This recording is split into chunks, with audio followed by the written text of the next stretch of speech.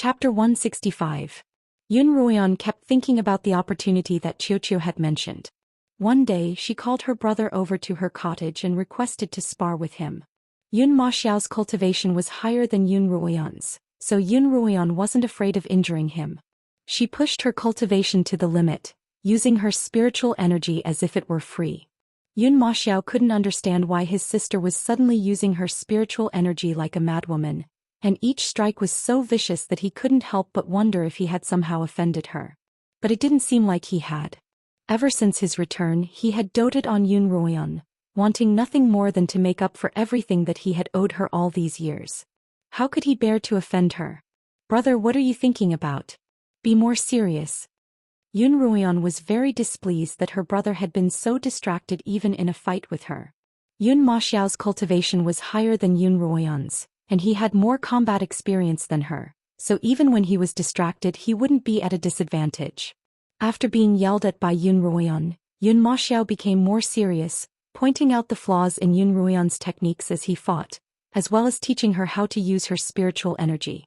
Although Yun Ruoyan didn't feel any signs of a breakthrough after the fight, she did gain some insights from her battle experience.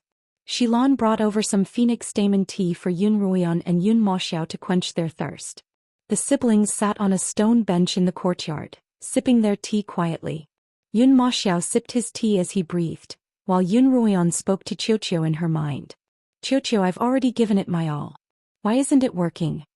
Yun Ruoyan asked. If Yun Ruoyan were to enter her pocket dimension right now, she would see Xiao's speechless expression. "Mistress, you've misunderstood me," Xiao explained patiently. "By giving it your all, I'm referring to a battle to the death, just like the battle you had with Wang Kuang in the imperial territory." Yun Ruoyan instantly understood that Xiao was referring to a battle to the death, but she really didn't have such an opportunity at the moment. "Mistress, don't worry. There'll be a trial not long after you enter Kongming Academy, and it's said to be even crueler than the imperial territory. Master will definitely have a chance to fight to the death," Xiao said. All along it had been said that passing the imperial territory granted one the right to enter Kongming Academy, but that wasn't entirely accurate.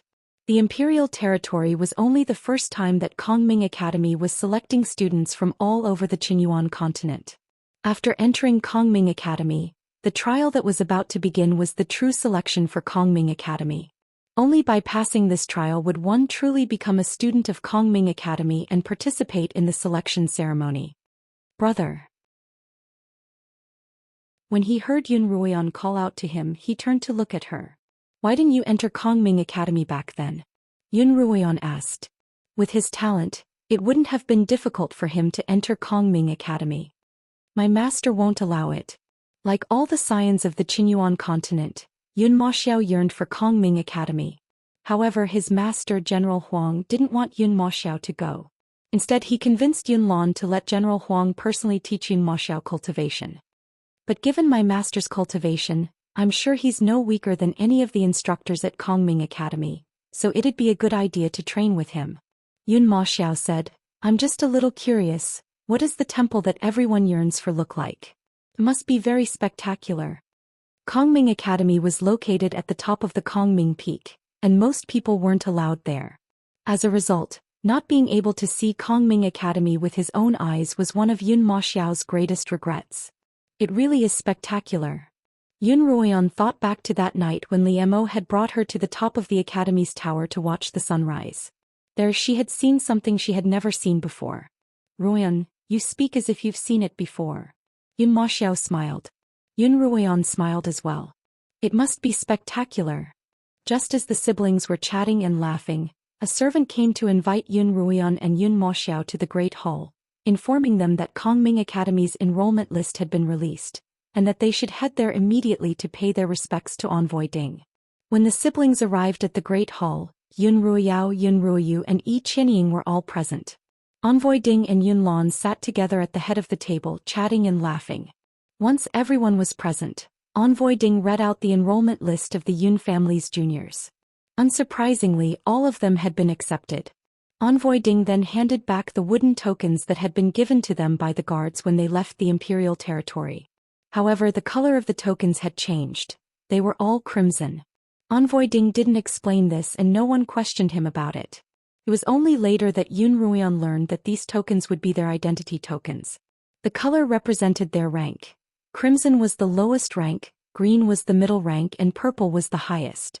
After completing his mission, Envoy Ding had to head to the next residence, and Yun Lan and the others sent him off. Envoy Ding's gaze lingered on Yun Ruoyan for a moment longer. He was a little confused as to why the Yun Ruoyan in front of him was so different from the one he remembered. Emissary Ding was lost in thought as he walked and almost tripped over the high threshold. Yun Maxiao, who was walking behind him, reached out to support him in time, but the emissary withdrew his hand as if nothing had happened. Emissary Ding couldn't help but look at Yun Maxiao. He thought to himself that the Yun siblings weren't ordinary people. After sending off Envoy Ding, the group returned to the Great Hall to await Yun Lan's instructions. As usual, Yun Lan gave a few words of encouragement, then brought up Yi Qianying's marriage. Yun Lan said that the Yi family had repeatedly requested that Yi Qianying return to the Yi household to await her marriage. Although Yi Qianying had grown up in the Yun household, her name wasn't on the Yun family's genealogy, and it would be inappropriate for her to remain in the Yun household to await her marriage. Yun Lan's intention was to avoid gossip and have Yi Qianying return to the Yi household to await her marriage. Yi Qianying naturally obeyed Yun Lan's arrangements, and she even stated that no matter where she was married, the Yun household would always be her only home. Yun Lan was very pleased by her words. Yi Qianying returned to the Yi household that very day. Without having to worry about her marriage, the Yun household was as peaceful as ever. The next day, when Yun Ruoyan and Yun Maxiao went to the Lin household, they found out that Zhou Lin's name wasn't on the list of students accepted into Kongming Academy. Zhou Yifeng angrily demanded an explanation from Envoy Ding, who said that Zhou Lin's constitution was too weak, and that even if she were to enter Kongming Academy now, she wouldn't be able to withstand the next series of trials. In fact, she might even lose her life, and it was for her own good that she wasn't allowed to enter. Seeing that Envoy Ding's words were reasonable, everyone persuaded Zhou Yifeng not to take it to heart, and Zhou Lin herself also gave up on the idea of entering Kongming Academy. Zhou Yifeng had finally gotten this opportunity and Zhou Lin didn't want to burden him. As a result, when Yun Ruoyan walked into the pavilion, Zhou Yifeng's expression was cold. This time it wasn't because of Yun Ruoyan, but rather because he couldn't accept the fact that he was about to be separated from Zhou Lin. But when he thought of how Kongming Academy was the only place where he could grow stronger, he began to feel conflicted. Brother Zhou, you don't have to worry about Lin Qingxue replied. Lin won't be in any danger in the Lin household. My sister and I won't be around anymore and Lin can still keep my grandfather company. My grandfather is much better at nurturing people's health than my sister, and by the time you leave Kongming Academy, I'm sure Lin will look even better than she does now. Brother, don't worry, Zhou Lin added. Even if all of you leave, the beasts in the bamboo garden will still be able to keep me company. Finally, Zhou Yifeng's expression softened. Yun Ruoyan called Zhou Yifeng to the side and handed him the box containing the tiger canine arrowheads. When she had first received the arrowheads, she had wanted to give them to Zhou Yifeng, but she hadn't had the time before and then Li Mo's incident. Yun Ruoyan knew that Zhou Yifeng wouldn't accept her goodwill, so she hadn't brought it up. Yun Ruoyan felt that today was a good day, so she handed over the tiger canine arrowheads to Zhou Yifeng, relieving one of her worries. Zhou Yifeng looked at the tiger canine arrowheads neatly arranged in the box, feeling very excited. He touched each arrowhead with his hand. This wasn't just a simple caress, but a kind of emotional exchange. The more Zhou Yifeng touched the arrowheads, the more he liked them. The more he touched them, the more certain he was that they had been specially made for him. As a result, Zhou Yifeng didn't feel the slightest bit grateful to Yun Ruoyan. Yun Ruoyan thought that Zhou Yifeng would awkwardly thank her, but to her surprise he only said, "That's great, I like it." Then he hugged the box and walked off to the side. As Yun Ruoyan looked at Zhou Yifeng's back, she swallowed the words that were on the tip of her tongue. But this was good. Yun Ruoyan smiled faintly. As she left the Lin Manor, she unexpectedly ran into someone at the gates. Pei Zio. Just as Yun Ruoyan was about to board the carriage, Pei Zio appeared out of nowhere and blocked her path. Seeing that he had come with ill intentions, Yun Maxiao immediately shielded Yun Ruoyan behind him. Looking past Yun Maxiao, Yun Ruoyan saw Pei Zhou standing in front of her. His figure was thin, his face sunken, and his expression ugly. It seemed like he hadn't been having a good time recently. Yun Ruoyan laughed coldly in her heart. "Move aside, I have something to ask Yun Ruoyan," Pei Zhou said to Yun Moxiao. "Young Master Pei, if you have anything to say you can say it here." Yun Moxiao didn't budge. Pei Zhou stood out from the crowd, but when he stood in front of Yun Moxiao, his aura paled in comparison. After a moment of silence, Pei Zhou finally asked, "Was it you who did it?" "What do you mean, did I do it? I don't understand what you're talking about." Yun Ruoyan naturally knew what Pei Zhou was referring to, but she had to play dumb. "Young Master Pei, you don't seem to be in good spirits. I suggest you go to the apothecary and grab a few sedative pills."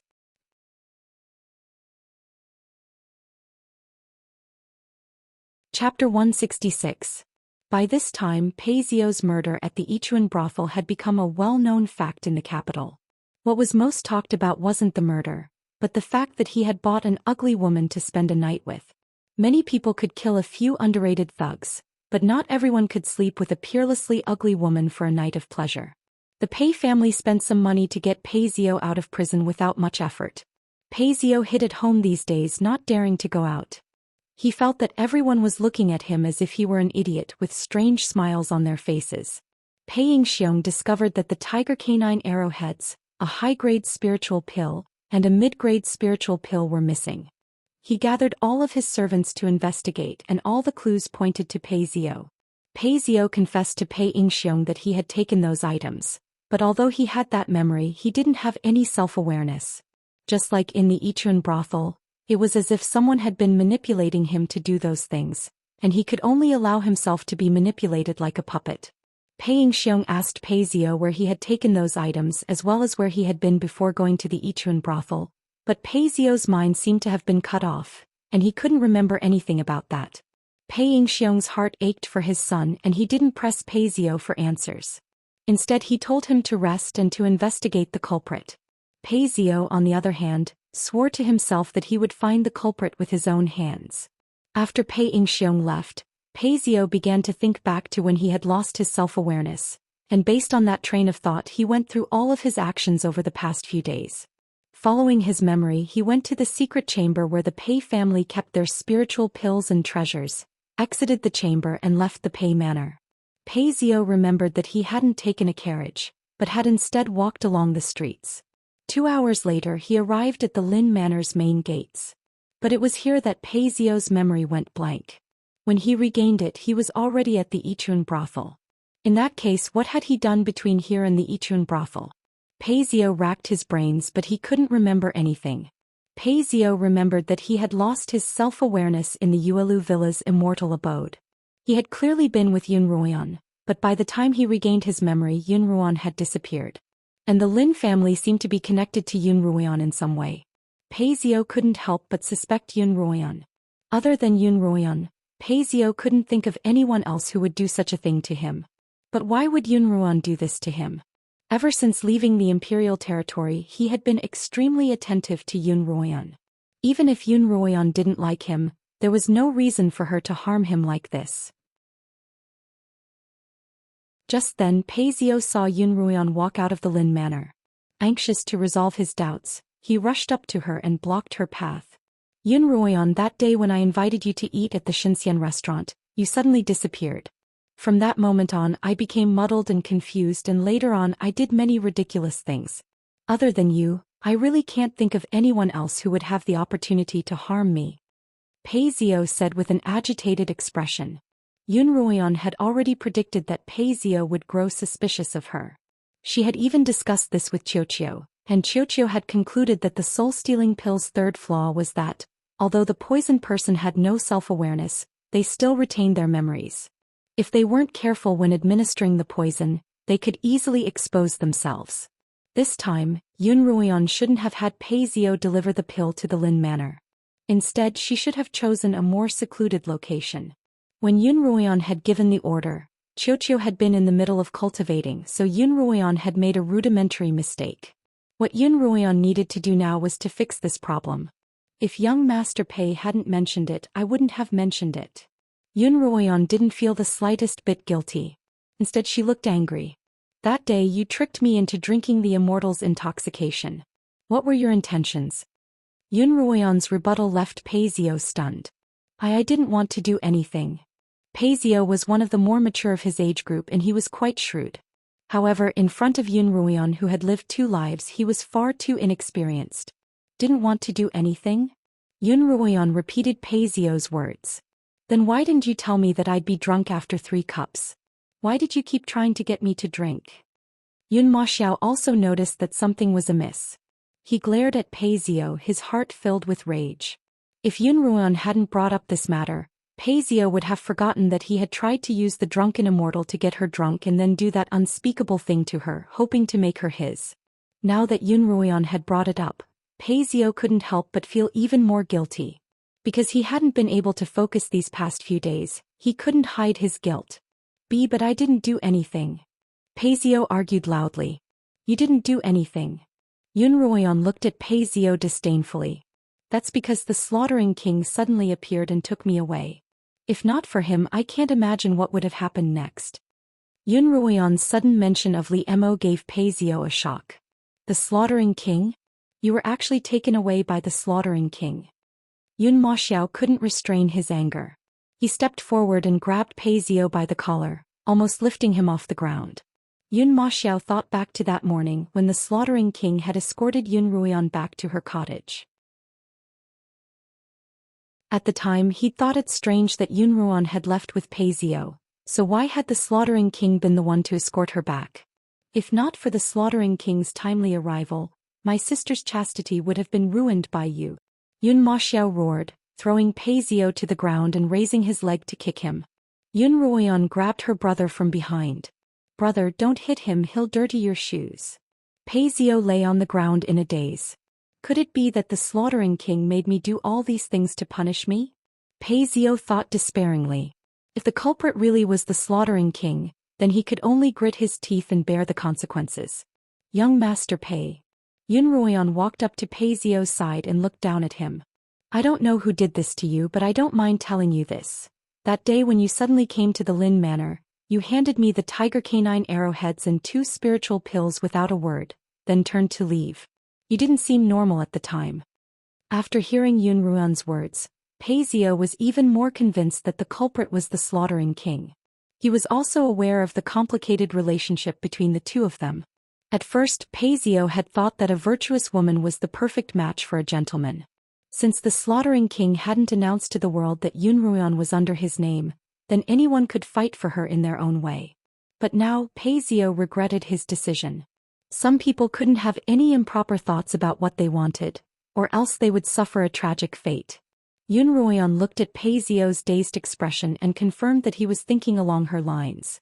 But those 3 items were agreed upon between you and me. Even if you didn't want them, I wouldn't have returned them to you, Yun Ruoyan continued. Take care, young Master Pei. I won't accompany you any longer. Brother, let's go. Yun Ruoyan led the way into the carriage. Yun Maxiao turned around and pointed at Paisio. Remember, my sister isn't someone a despicable person like you can lay a finger on. The carriage whizzed past Paisio's side, and he stared dumbly as it disappeared down the street. In the future, stay as far away from despicable people like him as possible. On the carriage, Yun Maxiao began lecturing Yun Ruoyan. After I returned this time, I clearly felt that you'd gotten smarter. How could you have fallen for Paisio's tricks? You dare to drink anyone's wine, you're really amazing. Yun Ruoyan looked at her brother's dark expression and knew that he was only so angry because he was worried about her. It felt good to be cared for and cared for by someone. Yun Ruoyan's heart warmed. In the future, without me by your side, don't accept anyone's invitation to a meal or a drink, do you hear me? Yes, brother. Yun Ruoyan tugged at her brother's arm. Brother, are you really not leaving? Yes, I'm not leaving. Yun Maxiao patted Yun Ruoyan's head. Silly sister, I have to stay by your side until you're married. Despite his words, Yun Maxiao was a little worried. The golden bald eagle had returned, but there was no reply from General Huang. Yun Maxiao waited for a long time, but there was still no news from General Huang. Was it because his master didn't agree, or was something else holding him up? Yun Maxiao didn't know. That night, Yun Maxiao wrote another letter to General Huang. When he whistled to the sky to summon his bald eagle, a snowy white eagle appeared on the horizon. It was the beast of Yun Maxiao's master, General Huang. "Snow Eagle, long time no see. Is my master doing well?" Yun Maxiao called out to the eagle excitedly. The eagle circled above his head twice and cried out thrice, indicating that he was doing well. Then the eagle swooped down toward Yun Maxiao, who reached out to catch it with his bracer. Yun Maxiao retrieved the letter General Huang had written to him from the eagle's claws. The gist of the letter was that he felt sorry for Yun Maxiao's decision, but after careful consideration he had decided to understand and respect Yun Maxiao's decision. He urged Yun Maxiao to continue cultivating diligently, and when Yun Maxiao returned home before the new year he would be tested on his cultivation. Yun Maxiao felt as if a large stone had been lifted from his heart when he received General Huang's letter. He replied to General Huang, thanking his master for his understanding, and promising that he wouldn't disappoint him. After writing his reply, Yun Maxiao lay on his bed and began to think of a suitable time to inform Yun Lan of his decision to not return to the barracks. Yun Maxiao could only imagine how furious Yun Lan would be when he told him about this. But what Yun Maxiao didn't expect was that when he received General Huang's letter, Yun Lan also received a handwritten letter from General Huang. In the study, Yun Maxiao received the letter from Lao Wu. "Master, this letter was delivered directly from the northern military camp. You may leave." Yun Lan opened the envelope and unfolded the letter. The more he read, the wider his eyes became. With a bang, Yun Lan slammed the letter on the table and shouted towards the outside, "Someone hurry up and call the young master over."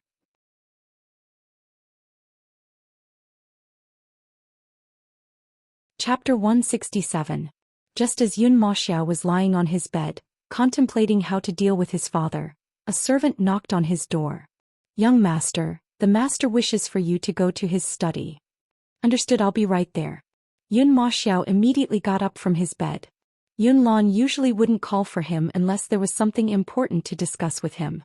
As soon as Yun Maxiao stepped through the door, Yun Lan barked, "How dare you? You didn't even discuss such an important matter with me when you didn't return to the barracks. Do you have no respect for your father anymore?" "I wouldn't dare," Yun Maxiao replied solemnly. "I was just about to discuss this matter with you, father, but I couldn't find the right opportunity to do so. I didn't expect you to find out about it." Yun Maxiao was quite surprised as well. How did Yun Lan know about this matter? It seemed that he had only told his master and Yun Ruoyan about his decision. Yun Ruoyan definitely wouldn't have told him. Could it be his master? Yun Maxiao frowned and a bitter expression appeared on his face. "Master, aren't you causing trouble for me? Look at this letter." Yun Lan slapped a piece of paper in front of Yun Maxiao. Yun Maxiao opened it and saw that it was indeed General Huang's handwriting. It turned out that General Huang thought that Yun Lan was aware of Yun Maxiao's decision. After expressing his regret, he recommended Yun Maxiao to Yun Lan. Although Yun Lan was a civil official, he was in charge of appointing and transferring officials within the capital. General Huang had recommended Yun Maxiao to be the general of the capital's garrison, and informed Yun Lan that he had already submitted the recommendation letter to the court. Although Yun Lan had considerable authority, Yun Maxiao was his son, and his position as the general of the capital's garrison was comparable to that of a third-rank official. Yun Maxiao was still young, and even if he was capable, he lacked experience. The court was different from the military. The military only looked at ability, while the bureaucracy looked at experience, connections, and all sorts of complicated relationships. Yun Lan had been in the limelight for the past few years, and if he were to suddenly promote his son to such a high position, he would undoubtedly attract the displeasure of those who weren't on good terms with him. That Uncle Rong, who had a grudge with the Yun family, would be the first to make a fuss. However, with General Huang's personal recommendation, things would probably be more reasonable. Yun Maxiao saw that although Yun Lan's face was dark, he didn't reprimand him too harshly, nor did he order him to return to camp immediately. This made Yun Maxiao's tense heart relax a little. "Father, since Master has agreed, you won't object, right?" Yun Maxiao asked tentatively. Yun Lan snorted. "Acting first and disregarding your elders, is that what you've learned in the army?" "When I have the chance, I'll ask your master about this. This has nothing to do with my master. I acted on my own," Yun Maxiao hurriedly said. "Ruoyan," Yun replied. Yunlan said in a low voice. I didn't let you two keep in touch because I was afraid that you would ruin your future because you were too protective of your sister. I don't deny that Ruoyan has something to do with it. Worried that Yunlan would vent his anger on Ruoyan, Yun Moxiao hurriedly added, but I'm also thinking for myself. I grew up in the army and I'm unfamiliar with the capital, let alone the court. I know very well that the reason why I've always been so successful is because of the protection of my father and master. Yun Moxiao's tone was very sincere. Without the help of the two of you, I'm afraid that I wouldn't be able to move an inch in the officialdom. Therefore I want to come back and learn more about the imperial city and the bureaucracy so as to lay the foundation for my future.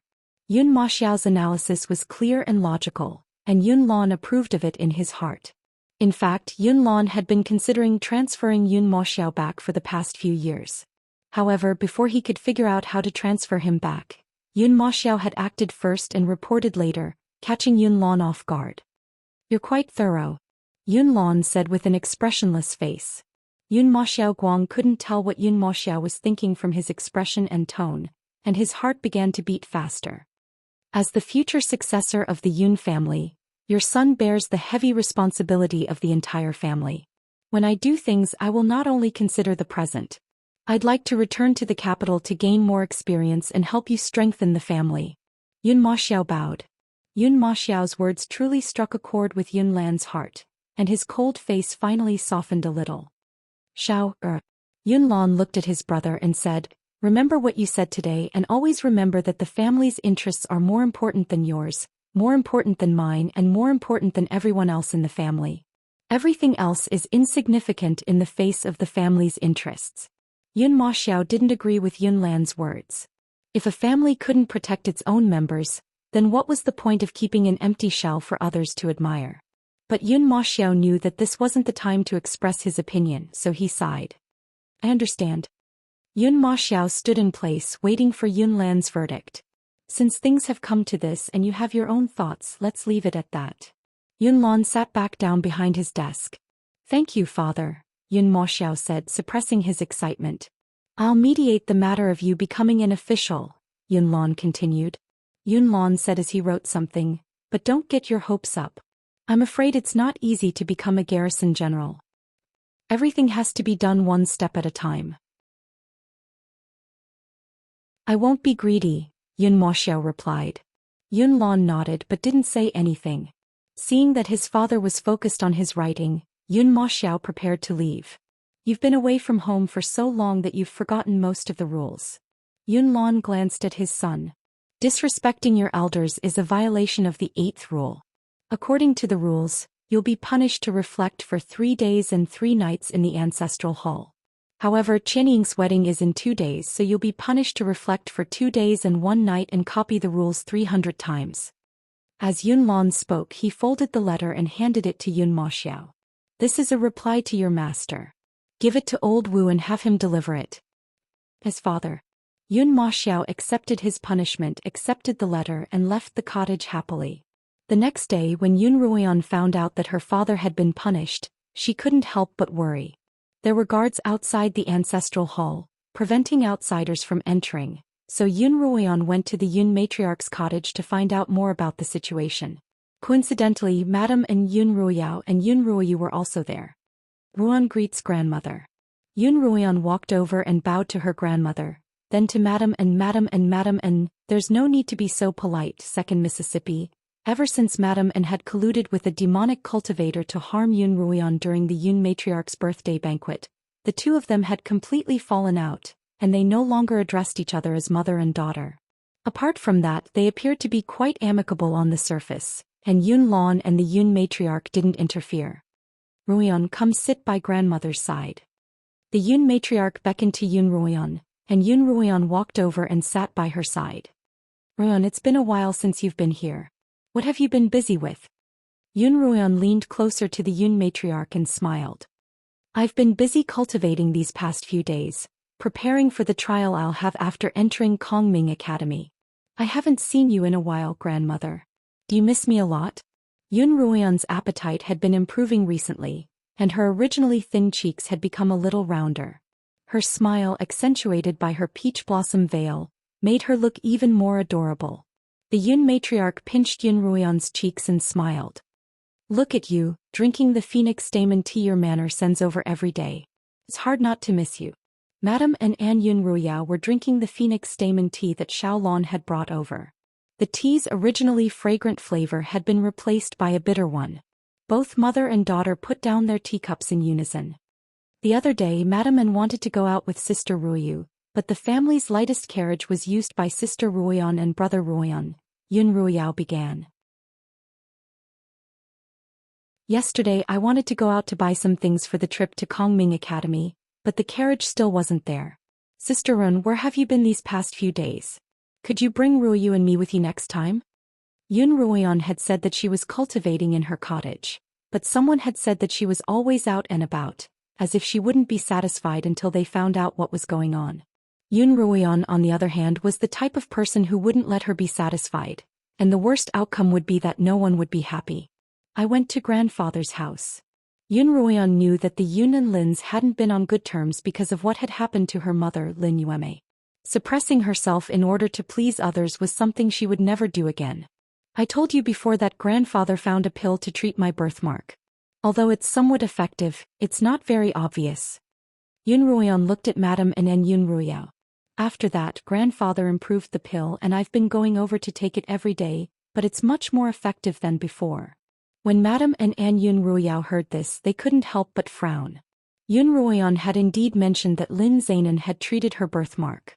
However, Madame An believed that Yun Ruoyan was just putting on a show. In reality, the birthmark on Yun Ruoyan's face didn't show any signs of disappearing. But now that Yun Ruoyan was bringing it up again and in front of her grandmother at that, both Madame An and Yun Ruoyao were surprised. Was she going to put on a show in front of her grandmother as well? Really? Madame An squeezed out a smile. Does this mean that the birthmark on second Mrs. face has gotten better? Sister Run, could you take off your veil for us to see? Yun Ruoyu, who had been the most active in the past but had recently been the most quiet, opened her eyes wide. That's right, Ruan. Please take off your veil and let grandmother have a look. The Yun matriarch's face was filled with genuine surprise. She liked this granddaughter of hers from the bottom of her heart, and her dislike of the birthmark on her face had turned into a pity. If Yun Ruoyan's birthmark could get better, it would be great news for the entire Yun family. Yun Ruoyan looked at the Yun matriarch's expectant gaze and nodded. Without hesitation she took off her veil, revealing the right side of her face that had always been hidden beneath it. As the Yun matriarch looked at Yun Ruoyan's right cheek, the wrinkles on her aged face slowly gathered together. Her voice trembled. It's getting better, it's really getting better.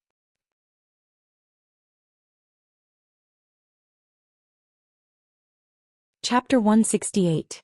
It's really the spirit of the ancestors. There's hope for Ruoyan's face. The Yun matriarch reached out a withered hand to touch the birthmark on Yun Ruoyan's face. The birthmark's original red color had faded, and the area that had stretched from the corner of her eye to her right cheek and the back of her ear had truly shrunk. Madame and Yun Ruoyao and Yun Ruoyu all craned their necks to look. Yun Ruoyao covered her mouth. This sudden reality was hard for her to accept. Yun Ruoyu reached out slightly as if trying to touch the birthmark on Yun Ruoyan's face to confirm that she wasn't seeing an illusion. On the other hand, Madame Anne's face was pale, her hand clutching her chest. Grandmother. Yun Ruoyan grabbed the Yun matriarch's hand. All these years, grandfather has never given up on treating my birthmark. After so many years of research and experimentation, he's finally managed to concoct a pill that can cure my birthmark. Yun Ruoyan recalled Lin Zainan's sudden death in her past life, as well as the destruction of the Yun and Lin families. She couldn't help but tear up. I know that there's been a rift between the Yun and Lin families because of what happened to my mother, but both your families are my family. I don't want to lose either of you. Good girl, good girl. The Yun matriarch patted the back of Yun Ruoyan's hand. If grandfather can really cure your face, he'll be the benefactor of the Yun family. I'll definitely pay him a visit personally to thank him. As long as he's willing to let go of everything that happened in the past, the Yun family won't hold on to it any longer. After hearing the Yun matriarch's words, Yun Ruo suddenly had the urge to wash off the fake birthmark on her face. However, she couldn't act on it. Perhaps it was because she'd been too stifled in her past life, but in this life, Yun Ruoyan was often a little impulsive. For example, she hadn't planned on what had happened today at all. It was just that she had run into someone who wanted to make her unhappy, and she had slacked off in the morning to make the fake birthmark on her face smaller and lighter. As a result, she suddenly had the urge to slap those people in the face who wanted to make her unhappy. However, Yun Ruoyan wasn't an impulsive person. Revealing her true appearance was a big deal and she wouldn't do anything rash. "Ruoyan, congratulations." Yun Ruoyu spoke up. Yun Ruoyan didn't know if she was imagining things, but she could hear a hint of sincerity in her voice. "Thank you, Ruoyu."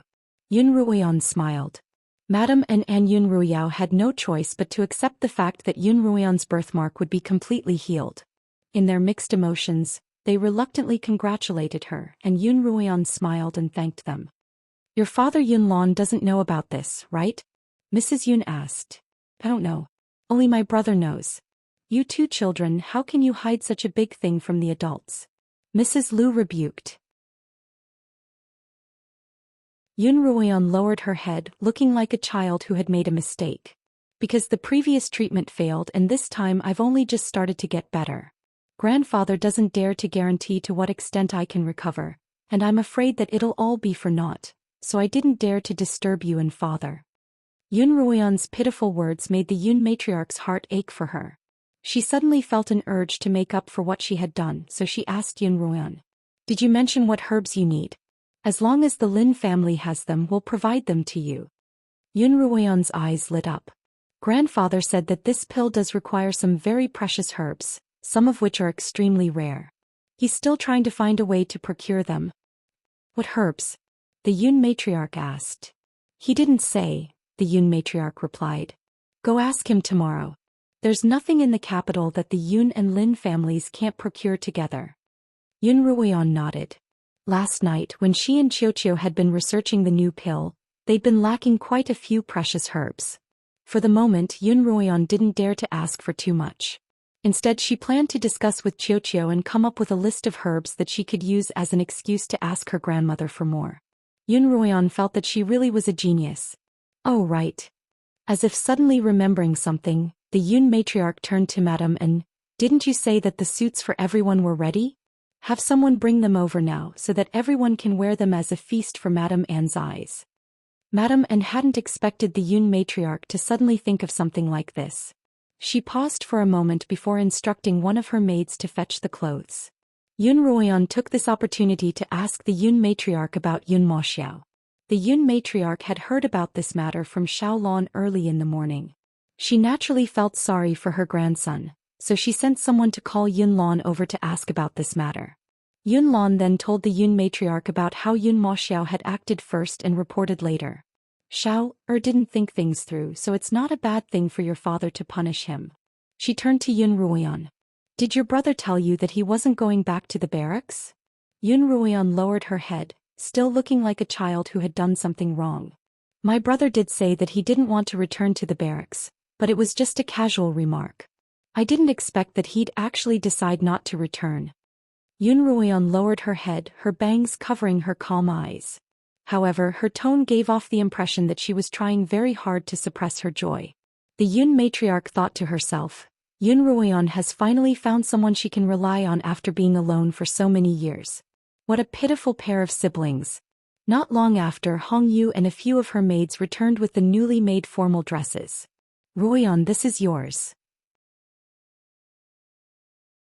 The Yun matriarch pointed at a lake green, full-sleeved, pleated dress. In the past, Yun Ruoyan's formal dresses had either been bought by Peony or made by the Yun matriarch. This time, Madame Anne had volunteered to take care of everyone's formal dresses, and the Yun matriarch had left it to her. However, the color and style of the dress were all made according to the Yun matriarch's specifications. Naturally, the Yun matriarch was extremely meticulous about how the Yun family's wife-born daughter would dress when she went out. Yun Ruoyan could tell that the dress, from the color to the material, was of excellent quality, but wasn't the waist a little too slender? Sure enough, everyone had put on their formal dresses except Yun Ruoyan's, which was stuck right at her waist. "What are we going to do?" Madame Anne exclaimed exaggeratedly. "How could it be too small? I told you to make it according to mother's measurements. Second miss, have you gotten fatter recently?" Yun Ruoyan's appetite had been very good recently, and she was developing both horizontally and vertically. She had already progressed from a skinny girl to a muscular one. However, the last time the Yun matriarch had asked her to take her measurements, her waist hadn't been so slender. If it had been 3 months ago, she would have been able to put on the dress after starving for a meal. Now, however, Yun Ruoyan probably wouldn't be able to put it on even if she starved for an entire day. Yun Ruoyan sneered inwardly. The Yun matriarch was using such a low-level trick to tease her again.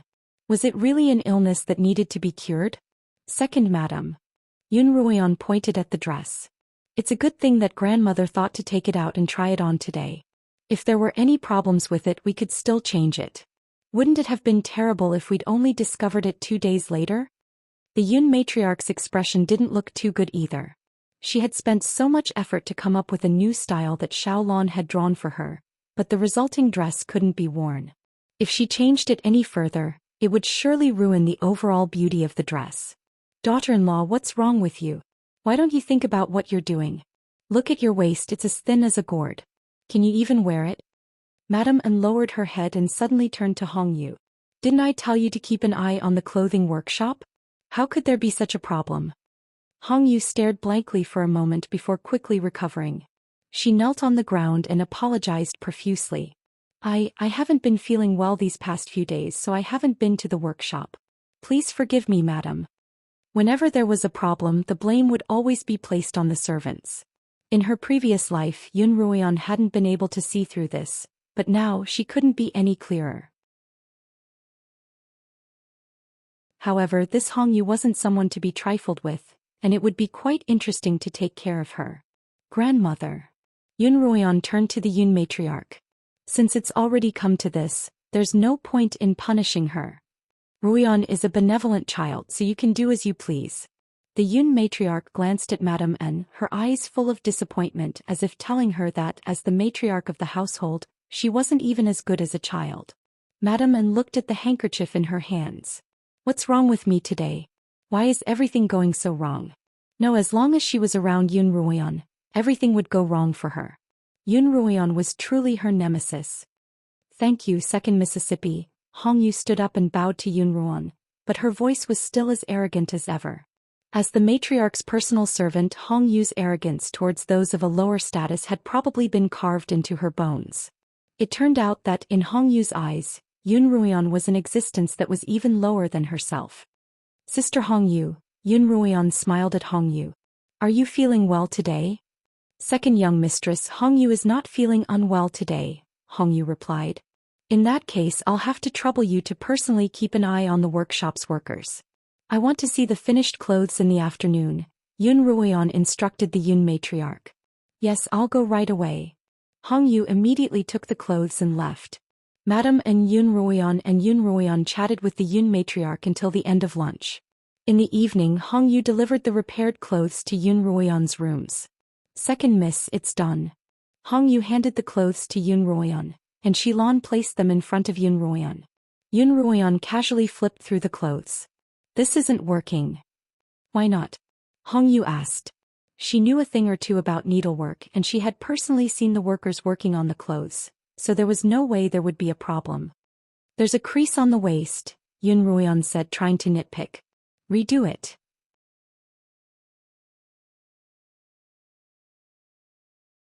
Chapter 169.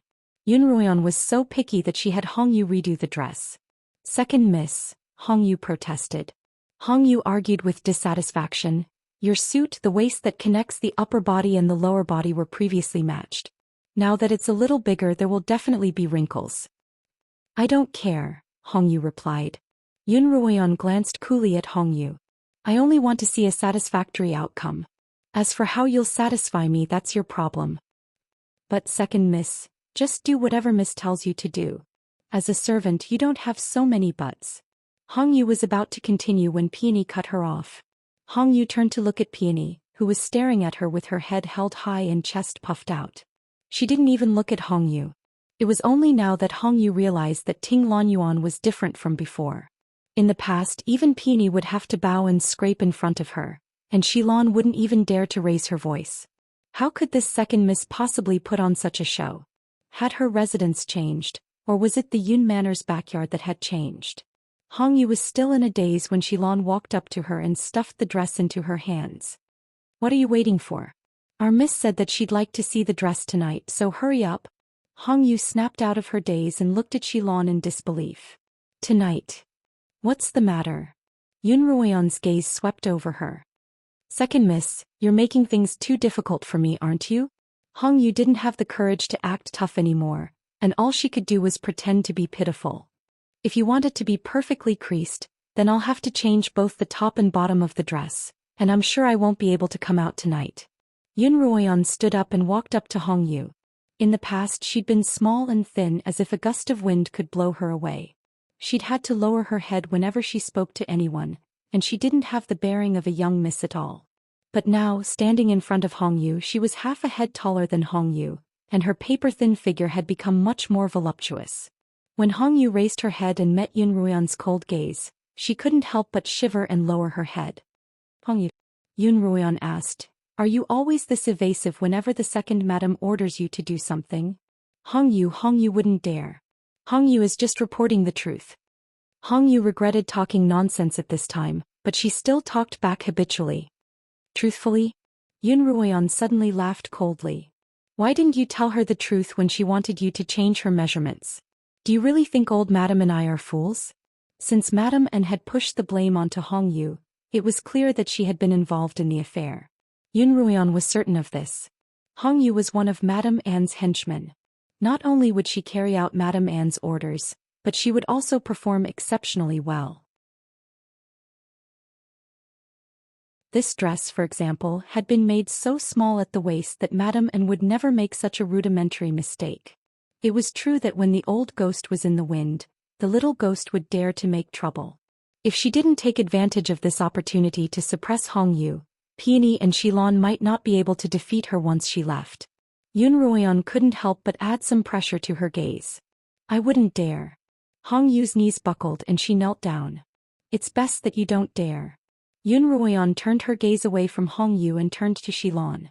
Xilan, I'll leave this matter to you and Peony. Tonight, Hongyu will deliver the altered dress to you and Peony for inspection.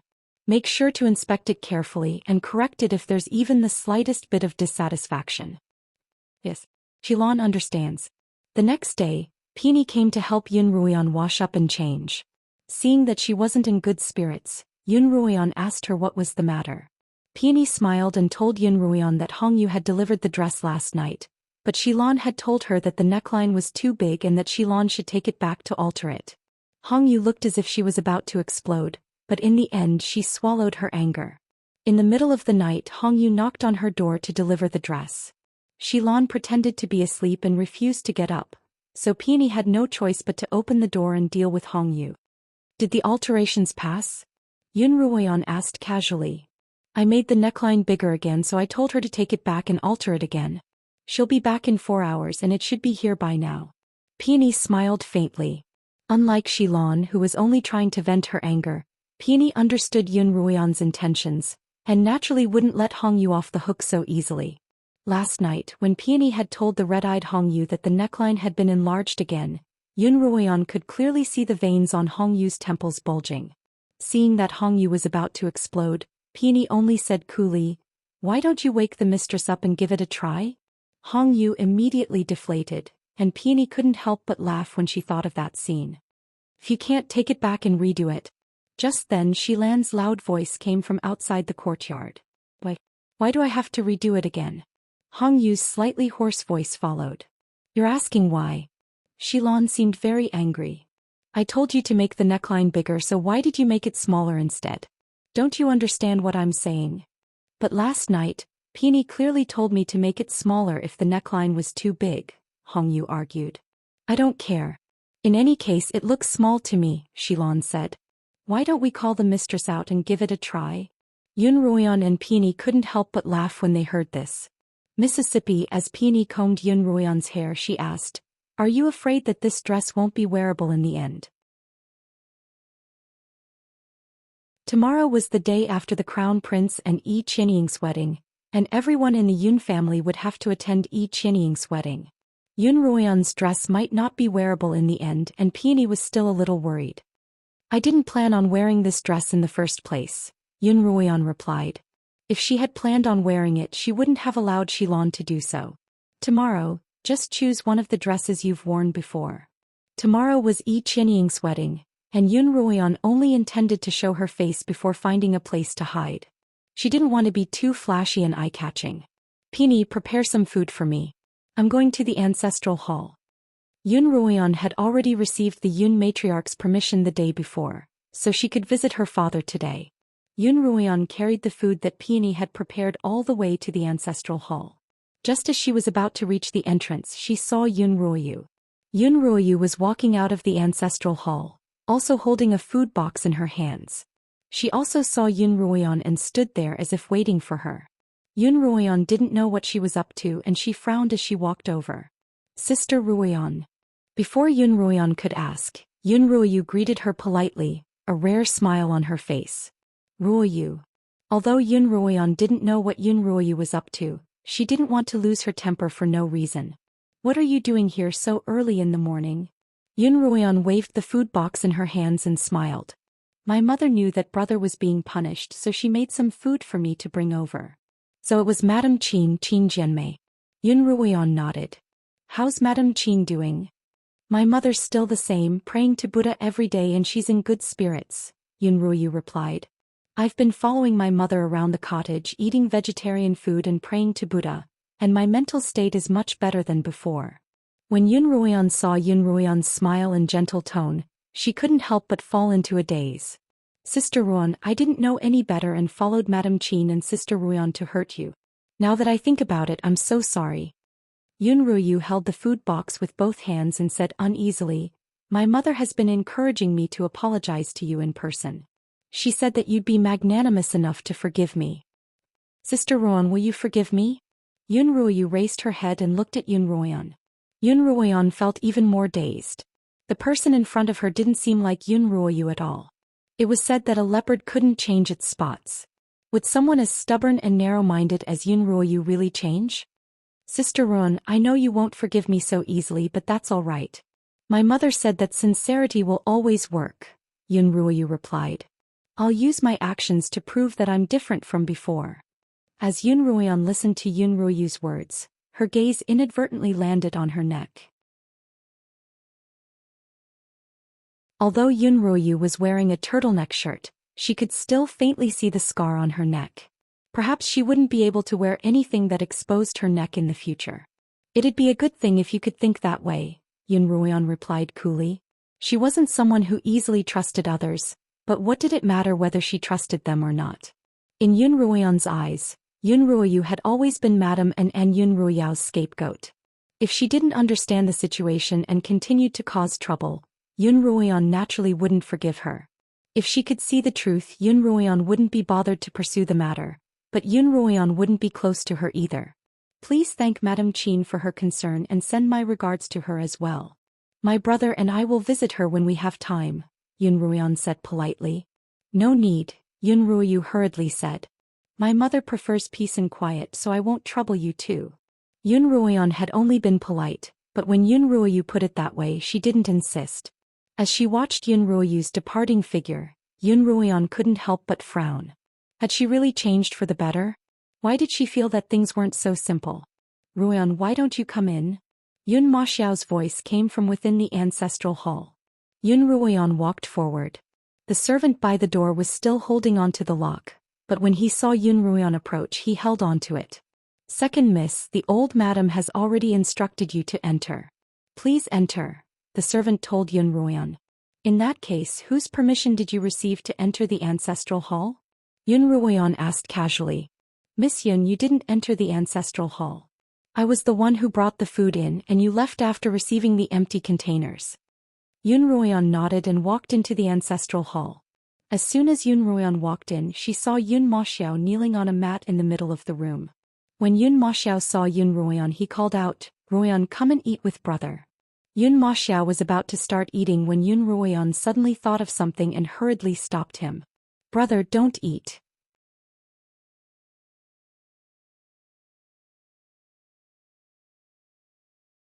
Chapter 170. What's the matter? Yun Maxiao had already picked up a mouthful of food when he heard Yun Ruoyan's voice. He couldn't help but stop and look at Yun Ruoyao suspiciously. Yun Ruoyan quickly walked over. Without a word, she put down the food box in her hands, plucked out a small silver hairpin from her hair, and began testing the dishes one by one. Although Yun Ruoyan didn't say anything, her actions spoke volumes. Yun Maxiao put down his chopsticks and looked at Yun Ruoyan's actions. His expression turned serious, but he didn't make a sound. In front of Yun Maxiao were 3 dishes, a bowl of soup, a pot of wine, and a large bowl of rice.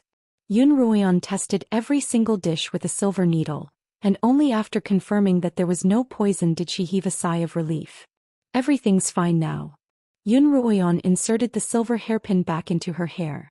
You can eat now. Yun Maxiao's mood had become a little heavy.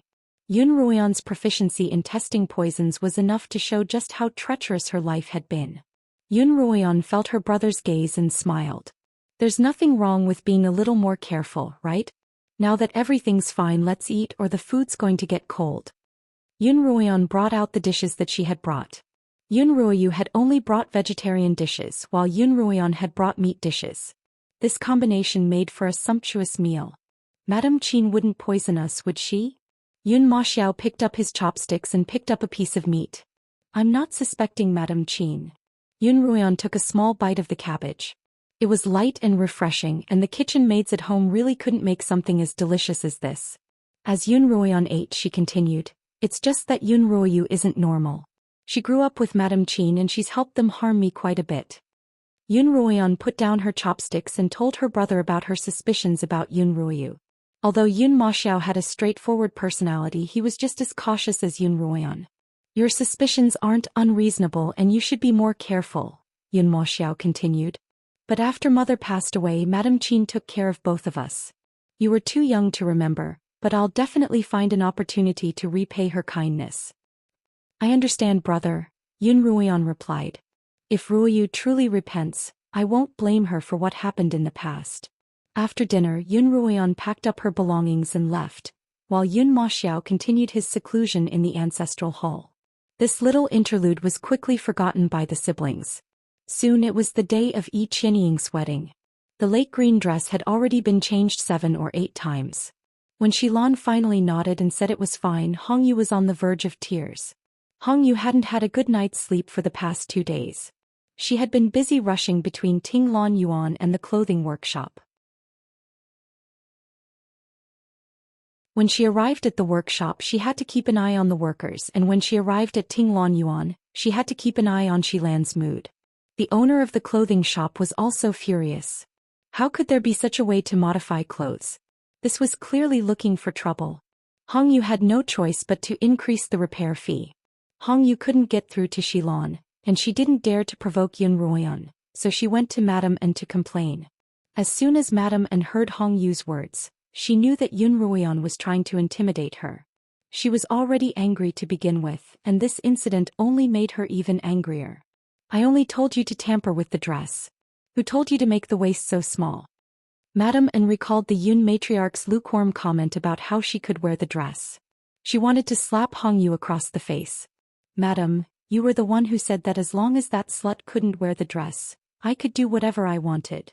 Hongyu felt extremely aggrieved. How dare you talk back to me?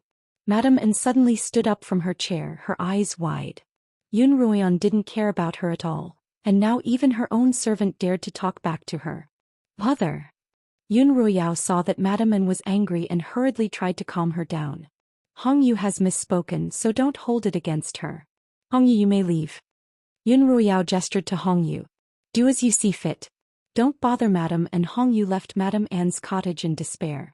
No one would be able to pay for the repair, so she would have to pay for it herself. Cough, cough, cough. Madame Anne coughed uncontrollably. Mother, what's the matter? Yun Ruoyu walked in from outside and asked with concern when she saw Madame Anne's state. Sister Ruoyu, how did you find the time to visit Mother today? Yun Ruoyao asked as she tried to soothe Madame Anne's anger. Sister, please don't blame me. Yun Ruoyu didn't mind Yun Ruoyao's attitude. I've been spending the past few days at my mother's place, eating vegetarian and praying to the Buddha. I've been feeling quite uneasy lately. My mother heard from me that Mother wasn't feeling well recently, so she specifically asked me to come and take a look. Yun Ruoyao wanted to continue mocking her, but Madame N suppressed her coughing and shot her a look, signaling for her to keep quiet. Madame N smiled at Yun Ruoyu. Your mother is very considerate, cough, cough. As soon as Madame N finished speaking, she began coughing again. Mother, why are you coughing so badly? Yun Ruoyu seemed to have suddenly thought of something. Why don't you have my mother concoct some cough medicine for you? My mother's quite skilled at concocting medicines and she was the one who cured my injuries. Madame N coughed so much that she couldn't even breathe properly and her face was bright red. All right, I'll have your mother concoct some medicine for you. Yes, mother, I'll go look for my mother right away. Yun Ruoyu hurriedly left. Throughout Madame Anne's courtyard, a series of heart-wrenching coughs could be heard. In Yun Ruoyan's cottage, Hongyu followed Xilan into Yun Ruoyan's room. Miss, the dress is ready. Please try it on. Xilan handed Yun Ruoyan the dress. Yes, I'll try it on. Yun Ruoyan lazily stood up from the couch. Peony took the dress from Xilan's hands and helped Yun Ruoyan try it on. Hongyu stood by the side, clenching her fists nervously. In the past she had never felt so nervous in front of anyone other than Madame N. First of all, she was Madame Anne's personal maid, and because she had the right to speak to Madame N, everyone would try to curry favor with her. Second of all, she had always believed that as long as she didn't offend the old master or Madame N would be able to protect her even if she caused trouble. It was these two reasons that had led to Hongyu's domineering personality. Now that the latter reason had been shattered, Hongyu knew that no matter what punishment she received in her cottage, her mistress wouldn't be able to protect her. As a result, she began to restrain herself. Yun Ruoyan suddenly cried out, causing Hongyu's heart to clench. What's the matter, miss? Are you feeling unwell? Before Hongyu could open her mouth, Peony and Xilan asked at the same time. Everywhere, Yun Ruoyan replied with a frown. Everywhere? How could that be? Xilan had agreed to this. Hongyu protested in her heart, but she didn't dare speak up. She would be talking back if she did. Hongyu looked anxiously at Xilan, her eyes pleading with her. With no one to rely on, she could only rely on Xilan as a life-saving straw. Miss, there's really no need to change this. Xilan didn't know what Yun Ruoyan's intentions were, so she spoke the truth. If there's no need to change it, then there's no need to change it, Peony continued. We won't be wearing this dress either. Xilan took the dress from Peony's hands, hesitated for a moment, then turned around and shoved it back into Hongyu's hands. There's no need to change it. Take it with you. Hongyu hadn't expected such a situation to occur. She was both angry and anxious, and her entire body trembled as she clutched the dress. Why aren't you leaving yet? Do you want to eat breakfast here? Xilan looked at her coldly. Hongyu clutched the dress in her hands and turned to walk out of the cottage. Once outside, she took a deep breath, suddenly felt her throat go numb and began coughing uncontrollably. Hongyu covered her mouth and coughed as she walked out of her cottage. Miss, you have to leave for the Manor at noon. What will you do without formal attire? Xilan asked. Who says you don't have any formal attire? Didn't you buy a lot of them before?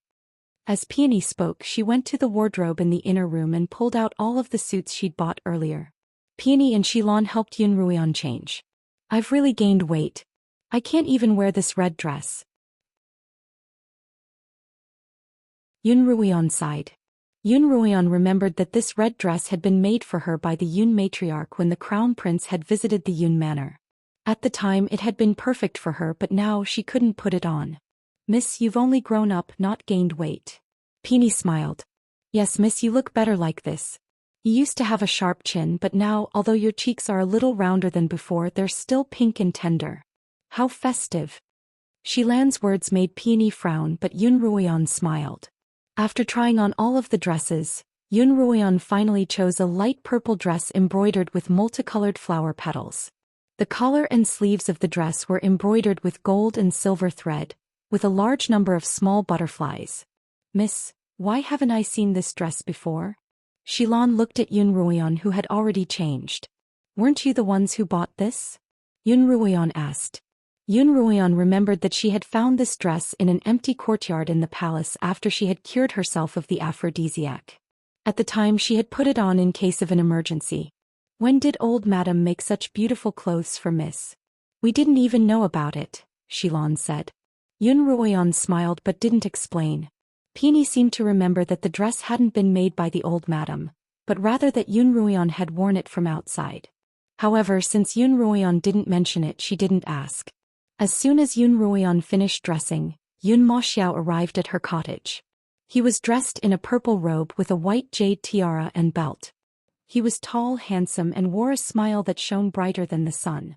When he walked into Yun Moxiao's rooms, all of the maids, with the exception of Peony, blushed as they stared at him, forgetting what they were doing. Xilan, the tea's about to overflow. Xilan was pouring tea for Yun Ruoyan when she froze when Yun Moxiao walked in. Peony snatched the teapot from her hands to prevent the table from overflowing. I'll prepare some snacks for Miss and young master. Xilan ran out, blushing. Yun Ruoyan watched as her figure disappeared through the door, then looked at Peony. These two girls weren't young anymore. Peony in particular was about to find a husband.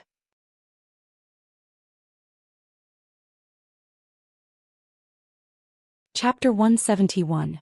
At noon, a servant came to inform them that the carriage was already waiting at the gates, and that Yun Ruoyan and Yun Moxiao should hurry out. Yun Ruoyan and Yun Moxiao left the manor together. In the corridor leading to the manor's main entrance, the two of them bumped into the Yun matriarch. From afar, the Yun matriarch could tell that Yun Ruoyan's dress wasn't the lake green, pleated dress she had been wearing.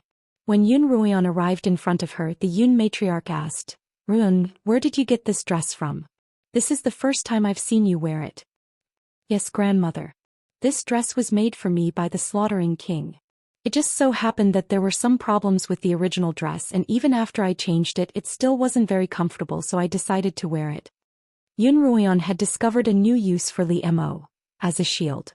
Whenever there was something she couldn't explain or didn't want to explain, she would blame it all on Li Mo. Yun Ruoyan wasn't afraid that anyone would ask her about it. In fact, no one would dare to do so given Li Mo's status. Pei Zio, for example, had no choice but to swallow his anger when he thought that Li Mo was the one who'd taught him a lesson.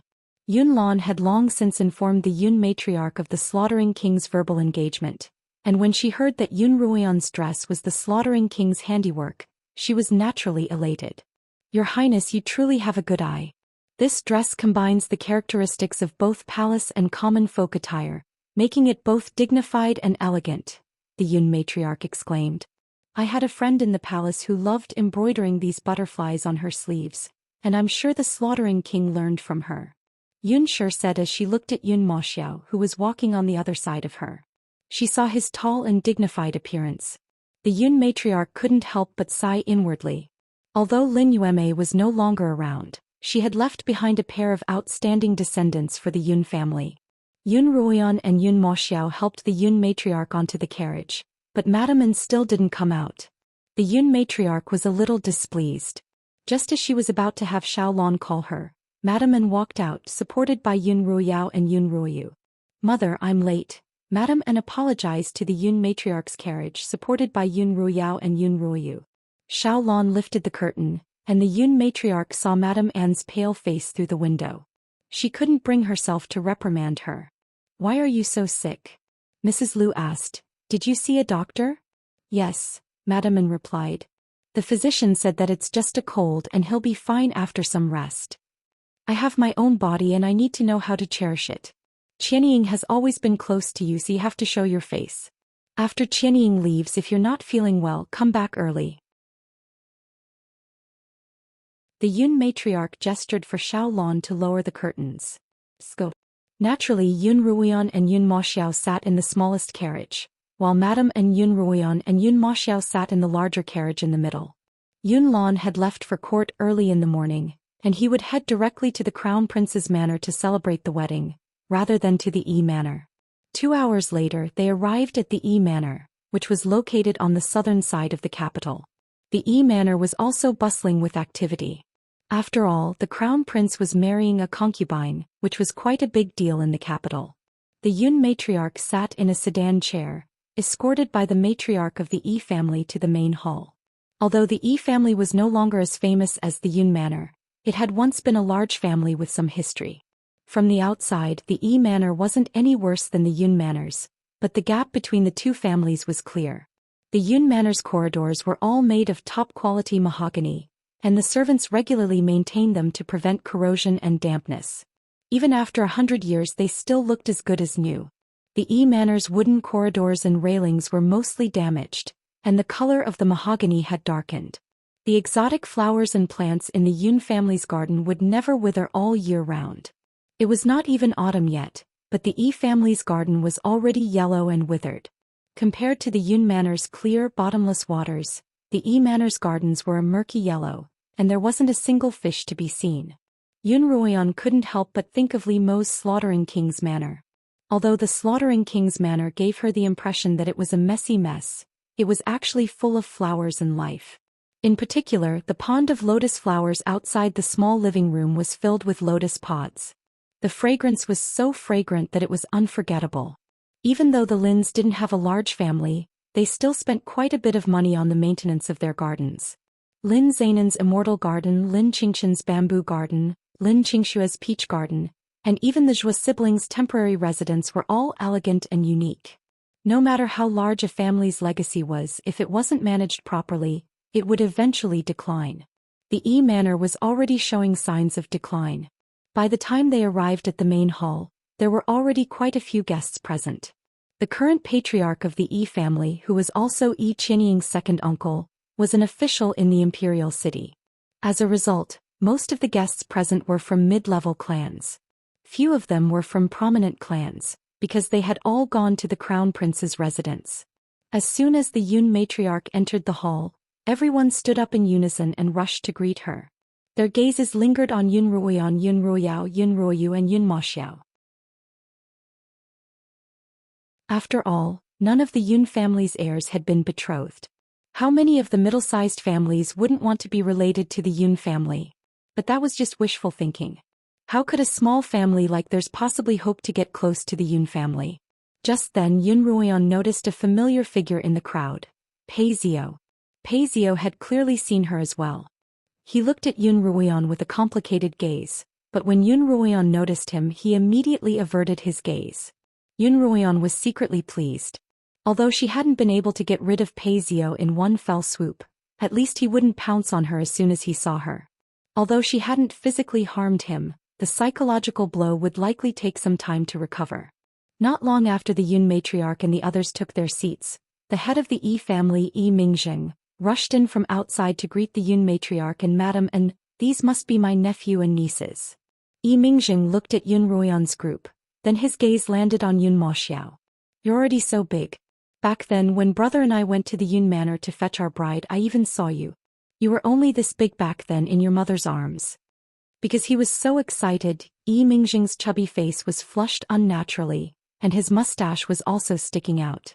When he spoke to the Yun matriarch he would bow his back and lower his eyes, but when he turned to speak to others he would immediately puff out his belly as if he were on a pedestal. Even Yun Moxiao was acting like an elder to him.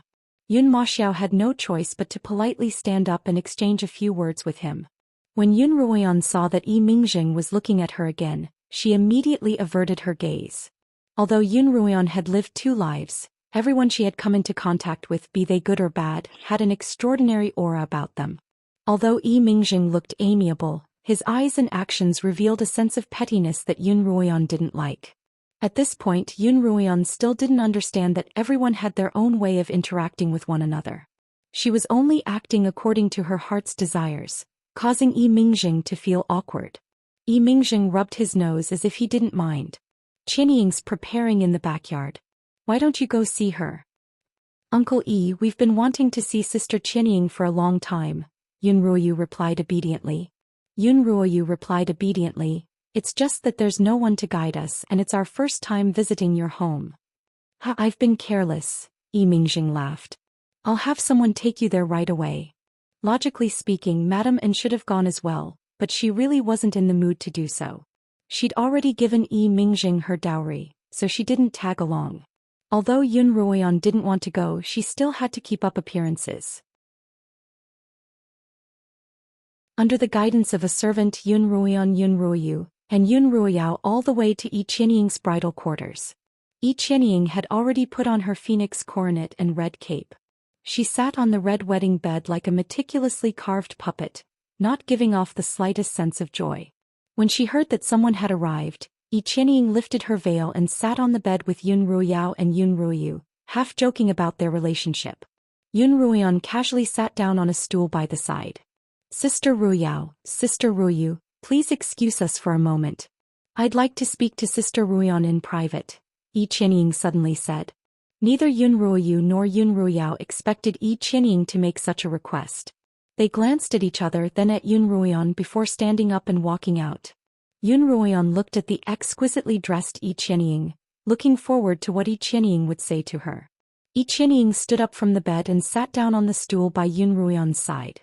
She looked at Yun Ruyan very seriously. There's no one else here and I'd like to ask you something. I hope you'll tell me the truth and not try to deceive me. Yun Ruyan looked at Yi Qianying strangely. Why don't you tell me? I'd also like to know what I have to hide from you. Did you frame Brother Zhou at the Yichuan brothel? Yi Qianying asked. No, Yun Ruyan replied without even thinking. Nonsense. Yi Qianying's tone suddenly turned serious. That morning I clearly saw you outside the Yichuan brothel. Yi Qianying didn't know that Yun Ruyan had seen her as well. Oh! Yun Ruyan exclaimed in surprise, you saw me? Which eye of yours saw me? Yi Qianying suppressed her anger. I saw you with both my eyes. Not only did you go to the Yichuan brothel, you were dressed as a man, and I even saw you save Hua Hua who had fallen from the brothel.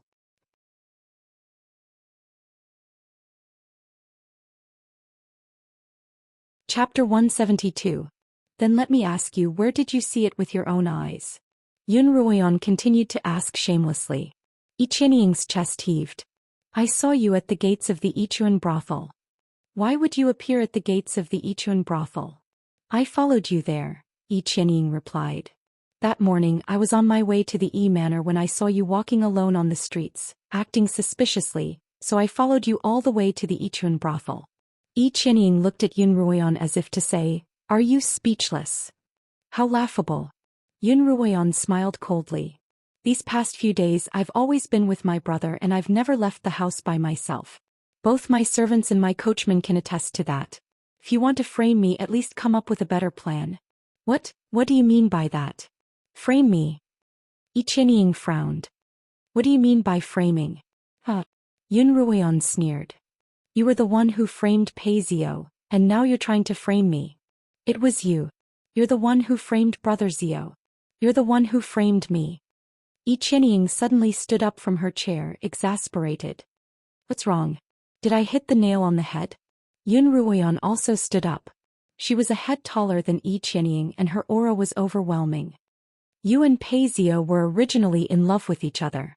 At first he was very protective of you, but as time went on he began to treat you coldly. You held a grudge against him, so you tried to use that aphrodisiac to make love to him at the flower viewing party, but you ended up with the crown prince instead. Yun Ruyan released her aura as she approached Yi Qianying step by step. Yi Qianying was forced to take a few steps back. She opened her mouth to retort, but Yun Ruyan didn't give her a chance. Not only was Pei Zhou unwilling to take the blame for you, he even found evidence that you were in cahoots with the crown prince. It was only because of him that the crown prince had no choice but to marry you. Yun Ruyan's every word was like a hand mercilessly tearing open the scars in Yi Qianying's heart, then mercilessly sprinkling salt on them. You like Pei Zhou and want to marry him, but he thinks you're dirty. You hated him, so you thought of a way to dirty him. You're lying. I didn't. Yi Qianying screamed. It was you. You framed Brother Zhou, you dirted him. Yi Qianying had expected Yun Ruyan to deny it, but she hadn't expected Yun Ruyan to shift the blame onto her. What she hadn't expected even more was that Yun Ruyan could make a lie sound truer than the truth. Me? Yun Ruyan glared at Yi Qianying. Why would I do that? What grudge do I have with Pei Zhou that requires me to use such a method to harm him? Whether it's killing or harming people, there's always a motive. May I ask, what's my motive for framing Pei Zhou? Yun Ruyan's question stumped Yi Qianying, because she hadn't considered it before. Pei Zhou had indeed been harmed by Yun Ruyan, but what was her reason for doing so? Yi Qianying leaned against the wall, her mind starting to ponder. That day Yun Ruyan had clearly gone to watch the show, knowing that something was about to happen.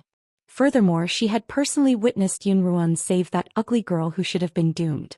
If not for the fact that Yun Ruoan was involved, there would have been no reason for her to save that ugly girl.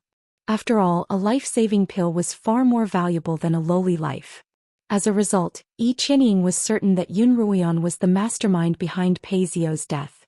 However, to use such a method to frame a man would only be possible if there was some sort of grudge between the culprit and Yun Ruoan. But other than the conflict in the imperial territory, Yun Ruoan and Pei Zio really didn't have any other grudges. Based on this line of thought, Yi Qianying was indeed much more suspicious than Yun Ruoan. What was going on? Yi Qianying's entire body trembled and sweat began to bead on her forehead. Could it be that I'm mistaken? No, I clearly followed her to the Yichun brothel, and I saw her save that ugly girl with my own eyes. But there's no reason for her to frame me. As if possessed, Yi Qianying struggled with these two questions. Yun Ruoan didn't rush her, allowing her to think slowly. No matter how hard she tried, she wouldn't be able to figure out that the grudge between her and Pei Zio had transcended time and space.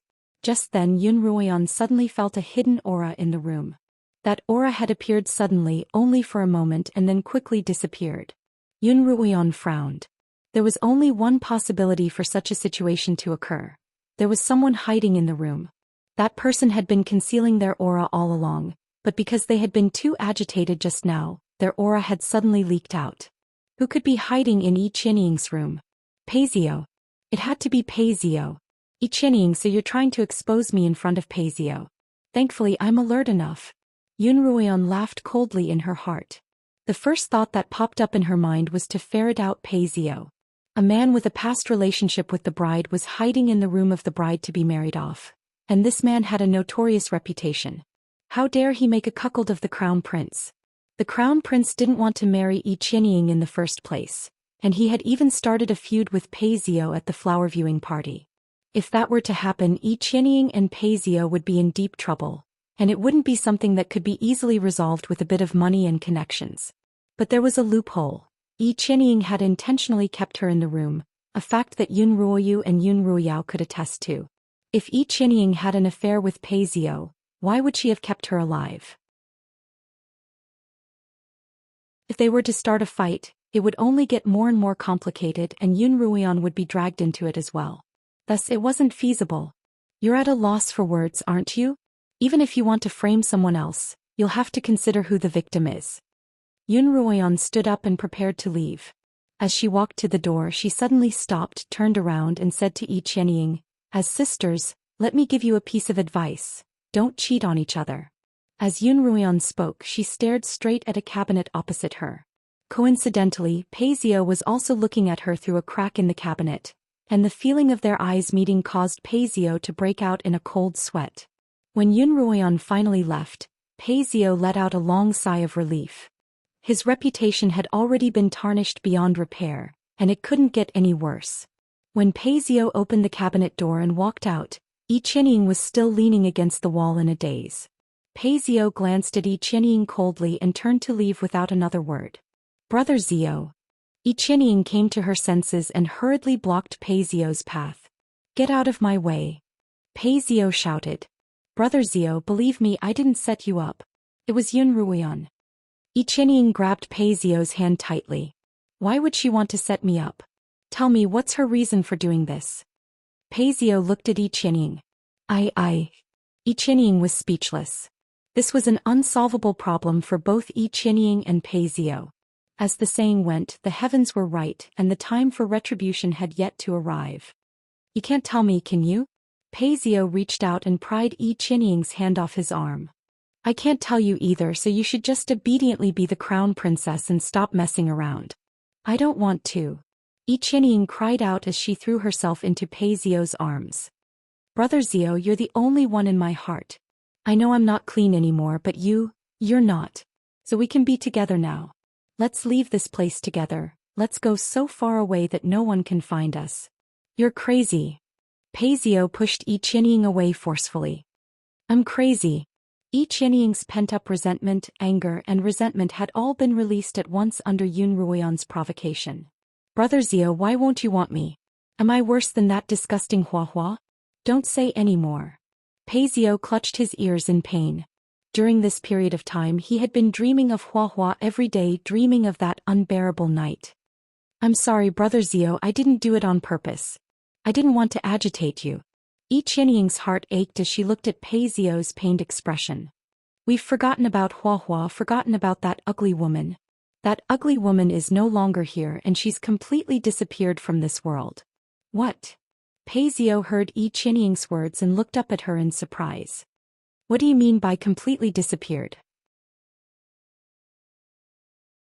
"I've already killed her," Yi Qianying replied. That day Huahua had secretly escaped amidst the chaos, and Yi Qianying had memorized her escape route. After the incident was over, she had chased after her and killed her. "You've killed her?" Pei Zio asked again. "Yes, I've killed her, so Brother Zio, the stain on your life has been completely erased." Pei Zio's eyes suddenly shone with anger. "So you're silencing me?"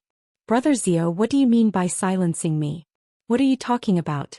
"I don't understand," Yi Qianying hurriedly replied. "You don't understand, or are you pretending not to?" Pei Zio's eyes blazed with anger. "Yun Ruoyan's analysis is correct. You're the only one who has a motive to harm me. You want to dirty me so that I won't despise you?" Pei Zio was furious. "Back at the flower viewing party, you tried to harm me, but the crown prince foiled your plans. This time you tried to harm me again using such despicable methods. Let me tell you, Yi Qianying, you're worthless in my heart. No matter how dirty I am, I'm still cleaner than a poisonous woman like you." "No, it's not like that," Yi Qianying protested loudly. I never wanted to harm you. It was Yun Ruoyan, she was the one who wanted to harm you." "Enough." Pei Zio pushed Yi Qianying to the ground and said coldly, "I, Pei Zio, never want to see you again, concubine." "Your Highness."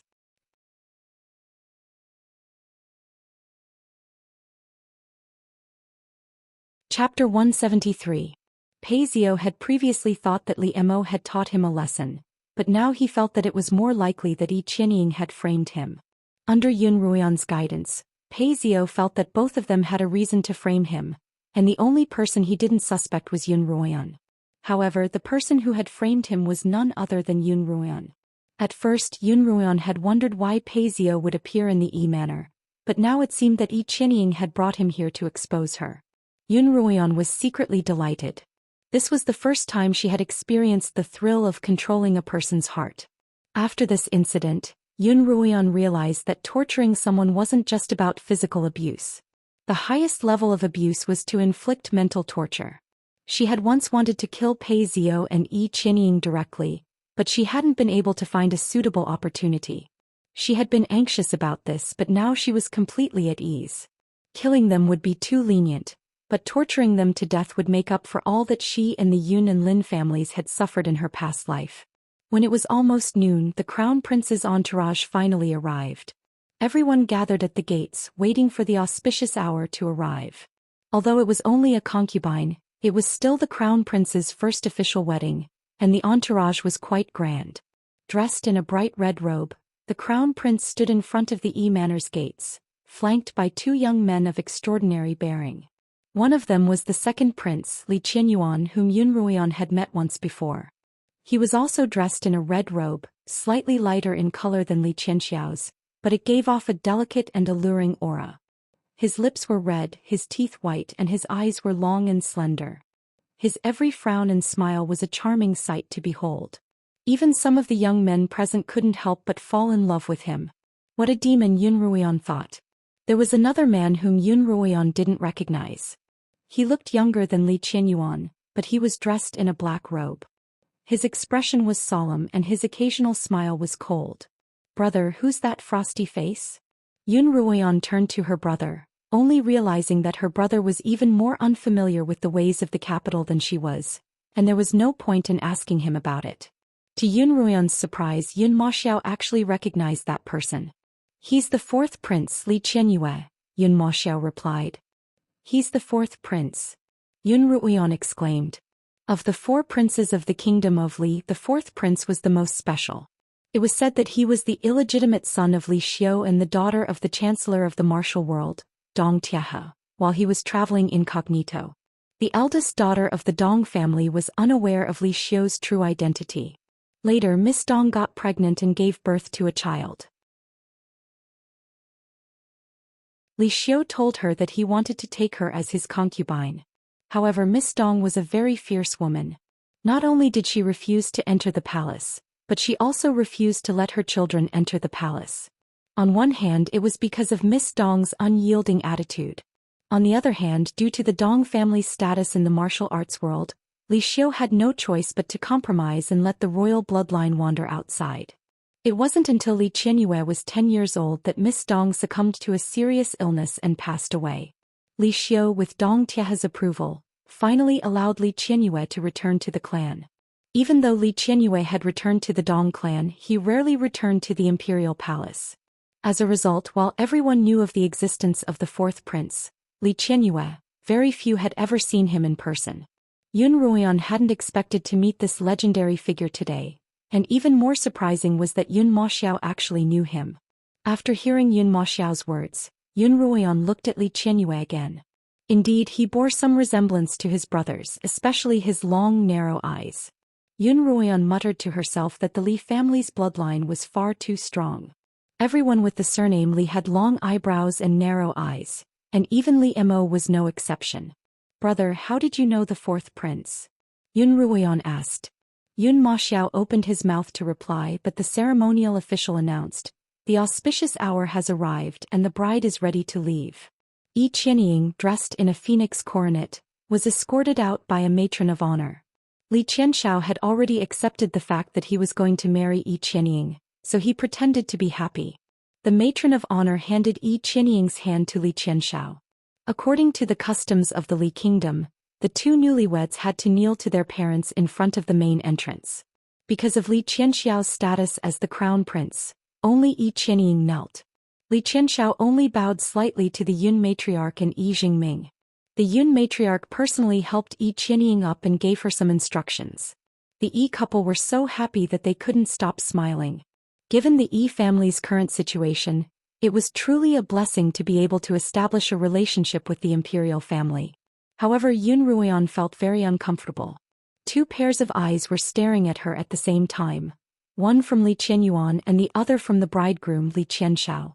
Yun Ruoyan could sense that Li Qianyuan was looking at her suspiciously, and she returned his gaze. When their eyes met, Li Qianyuan suddenly flashed her a smile that was even more beautiful than a flower, causing goosebumps to rise all over Yun Ruoyan's body. Compared to Li Qianyuan, Li Qianxiao's gaze made Yun Ruoyan feel even more uncomfortable. In front of so many people, the bridegroom wasn't looking at his bride, but at her from time to time. Noticing Li Qianxiao's gaze, Yun Maxiao stepped forward and shielded Yun Ruoyan with his tall body. At the end of the ceremony, the bride shall board the sedan.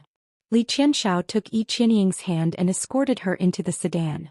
As Li Qianxiao mounted his horse, he glanced at Yun Ruoyan again, but she was still looking up at the sky. As the bridal procession walked further and further away, Yun Ruoyan let out a soft breath. She recalled what Yun Moyun had said earlier, that he had unintentionally overheard a conversation between the crown prince and the second prince at the Yun matriarch's birthday banquet, and that the two of them had discovered that the birthmark on her face was showing signs of healing. As she thought of this, Yun Ruoyan couldn't help but rejoice inwardly. Thankfully, she had Li Mo as her shield, and if she encountered a ghost she would be able to block the Buddha. "Qianying's finally settled," the Yun matriarch exclaimed. "That's right. At least the Yun family can answer to her deceased mother," Madame An chimed in. After sending off the bridal procession, Yi Jingming invited everyone into the manor to take their seats. Yun Ruoyan had planned to accompany the Yun matriarch back to the manor after the banquet, as well as hand over the list of herbs that she and Qiuqiu had agreed upon, but one of Yun Lan's servants came to inform Yun Maxiao, Yun Ruoyao, and Yun Ruoyu that they were to head to the crown prince's manor immediately. The main venue of the wedding banquet was the crown prince's manor, and Yun Ruoyan's party would represent the Yun family at the Yi manor. How could Yun Lan give up an opportunity to show his face in front of the nobles? Yun Ruoyan had wanted to feign illness and not go, but Yun Maxiao had been back in the capital for quite some time now, and hadn't had a chance to show his face in front of the nobles yet. This was undoubtedly a good opportunity. Yun Maxiao knew that Yun Ruoyan didn't want to go, so he told her not to. Yun Ruoyan shook her head. Her only brother was Yun Maxiao and she wanted to accompany him. As a result, the Yun matriarch and Madame and remained at the Yi Manor, while Yun Ruoyan's party headed to the Crown Prince's manor.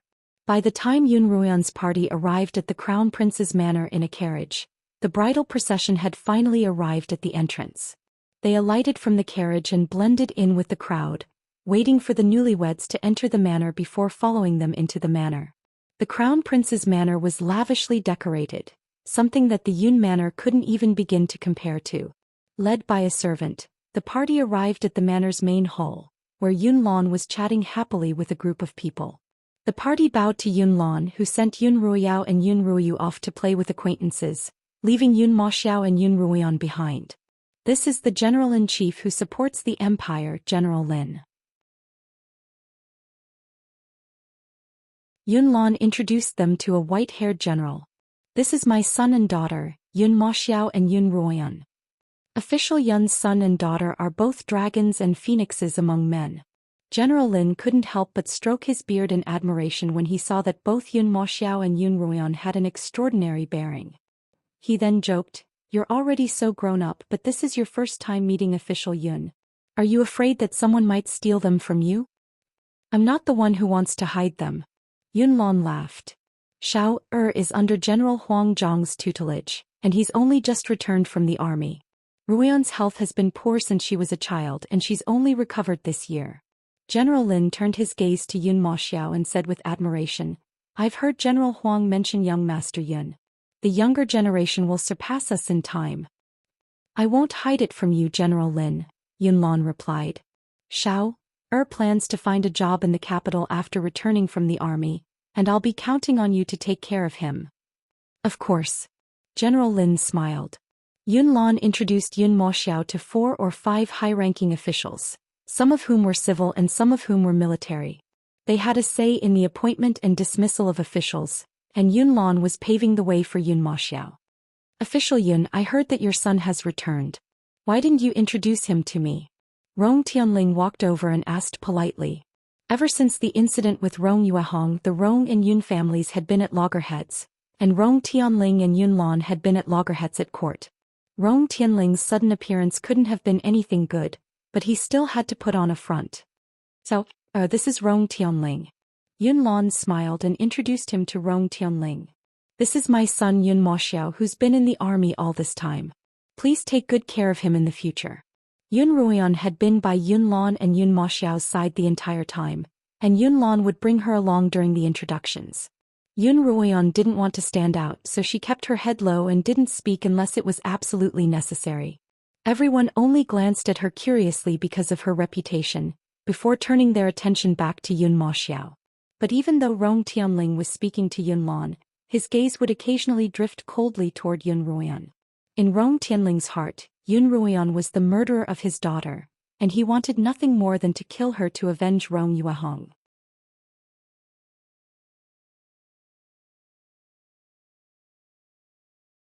Chapter 174. Yun Ruoyan, however, wasn't afraid of him. She let her mind wander off as she pleased. "Of course, your uncle will definitely take good care of you," Imperial Uncle Rong said with a smile that was not a smile. Then, as if suddenly remembering something, he said, "Oh, I almost forgot to introduce them to Lord Yun. These are my son and daughter Rong Jinghao and Rong Yueshan."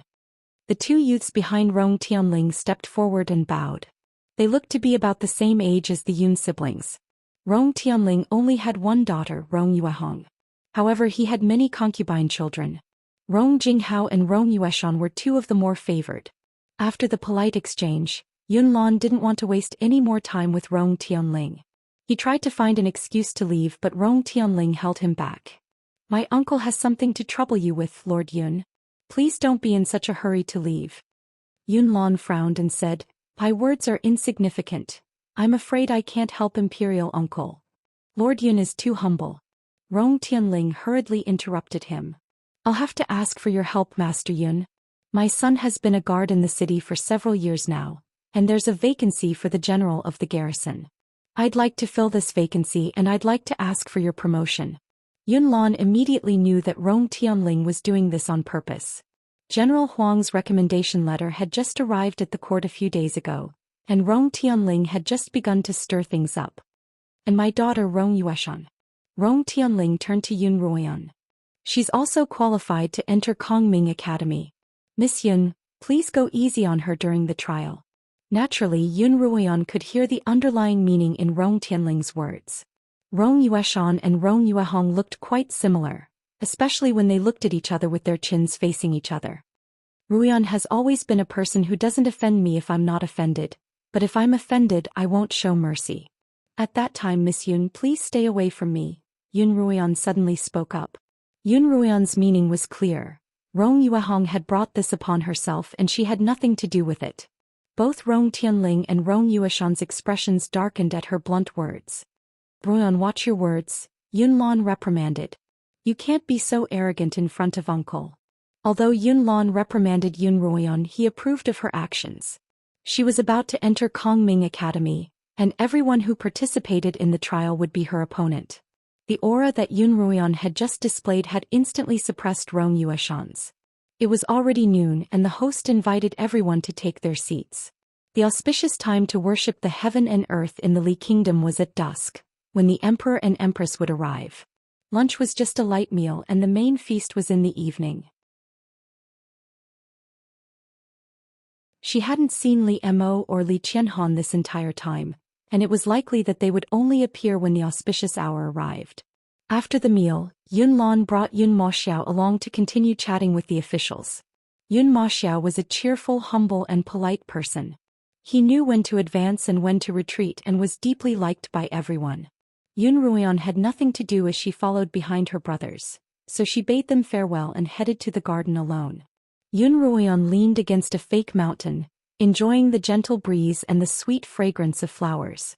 At this time a man's voice came from afar. I have long heard of the fourth prince's great name. It is my honor to meet you today. Following the man's voice was a flurry of footsteps. Young Master Bai, you're too polite. A deep, youthful voice spoke up. It was likely the fourth prince, Li Qianyue.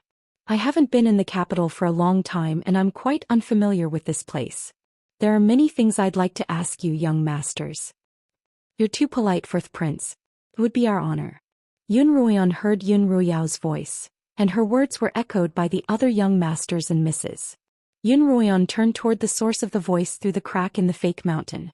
She saw a group of 7 or 8 people strolling through the garden. They sat down in a pavilion by the side of the fake mountain, separated from Yun Ruoyan by only the fake mountain. In order to avoid arousing suspicion, Yun Ruoyan was about to stand up and walk out of the fake mountain when a pair of hands suddenly pressed down on her shoulders. At the same time she heard a familiar voice by her ear. Don't go out. Yun Ruoyan turned to see Li Qianhan. Listen to what they're saying. Yun Ruoyan frowned as she looked at Li Qianhan. She wasn't surprised that the third prince liked to eavesdrop. After all, ever since Yun Ruoyan had known Li Qianhan, he had always had the air of a gentleman. When the scions of large families gathered with the princes, there was no shortage of flattery. Just as Yun Ruoyan was about to get sick of all this, someone finally asked a slightly more practical question. Fourth prince, is there any other reason for your return other than the crown prince's wedding? If it was only for the crown prince's wedding, then the fourth prince would leave after the wedding. If it was for something else, then he would continue to stay so that the crowd would be prepared to get closer to him in the future.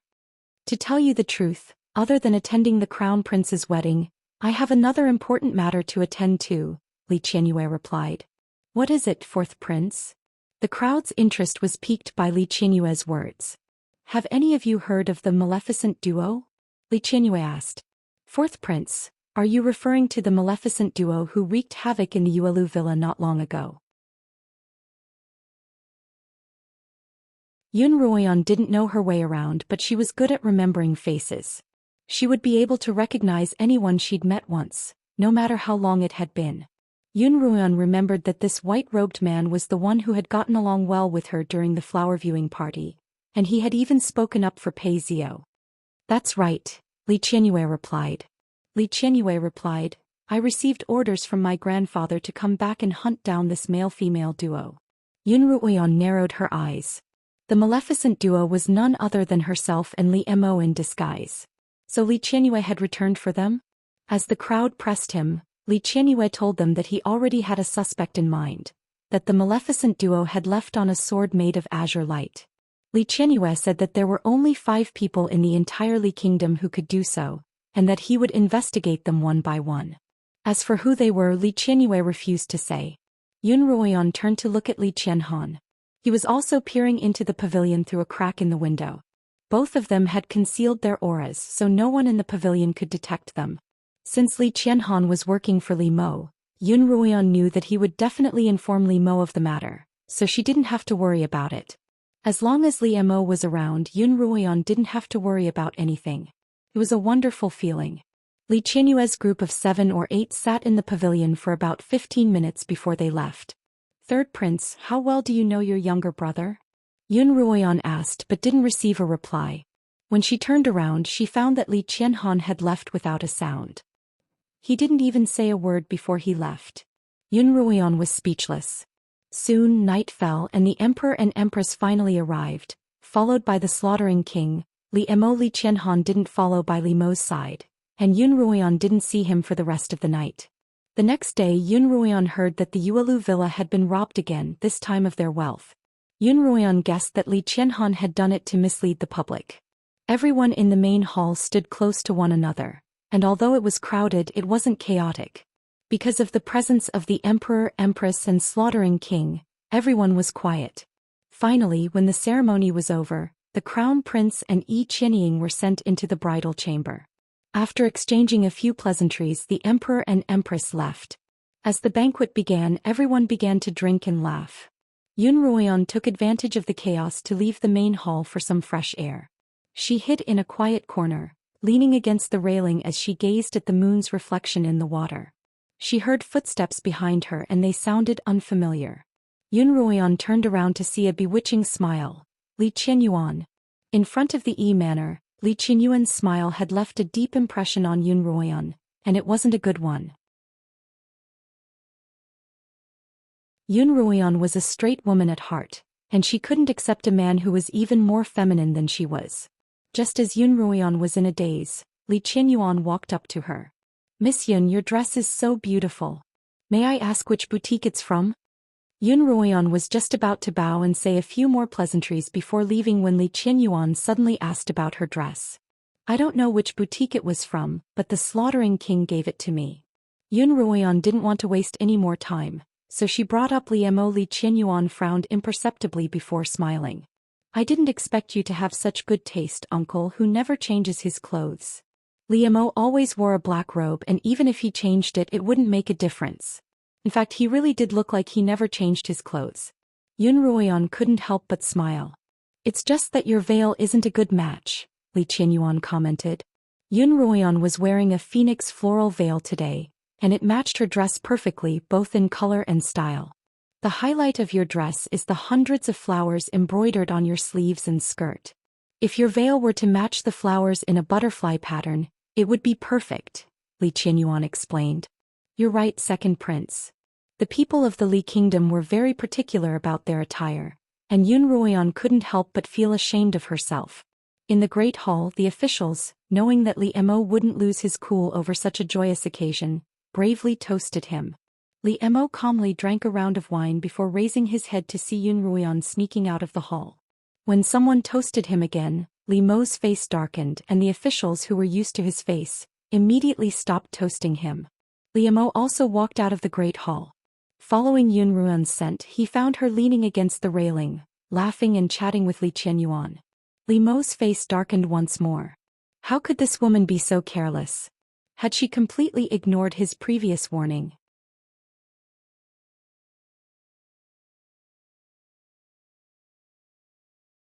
Chapter 175. Yun Ruoyan had to admit that Li Qianyuan was quite a conversationalist. Even with someone as slow as Yun Ruoyan, he was able to bring her up to the topic of clothing, flowers, and from flowers to the food in the capital. Under Li Qianxiao's incessant chatter, Yun Ruoyan found that it wasn't so easy to find an excuse to leave. "What's making you so happy? Tell me." Just then Li Mo walked over from the corner of the corridor.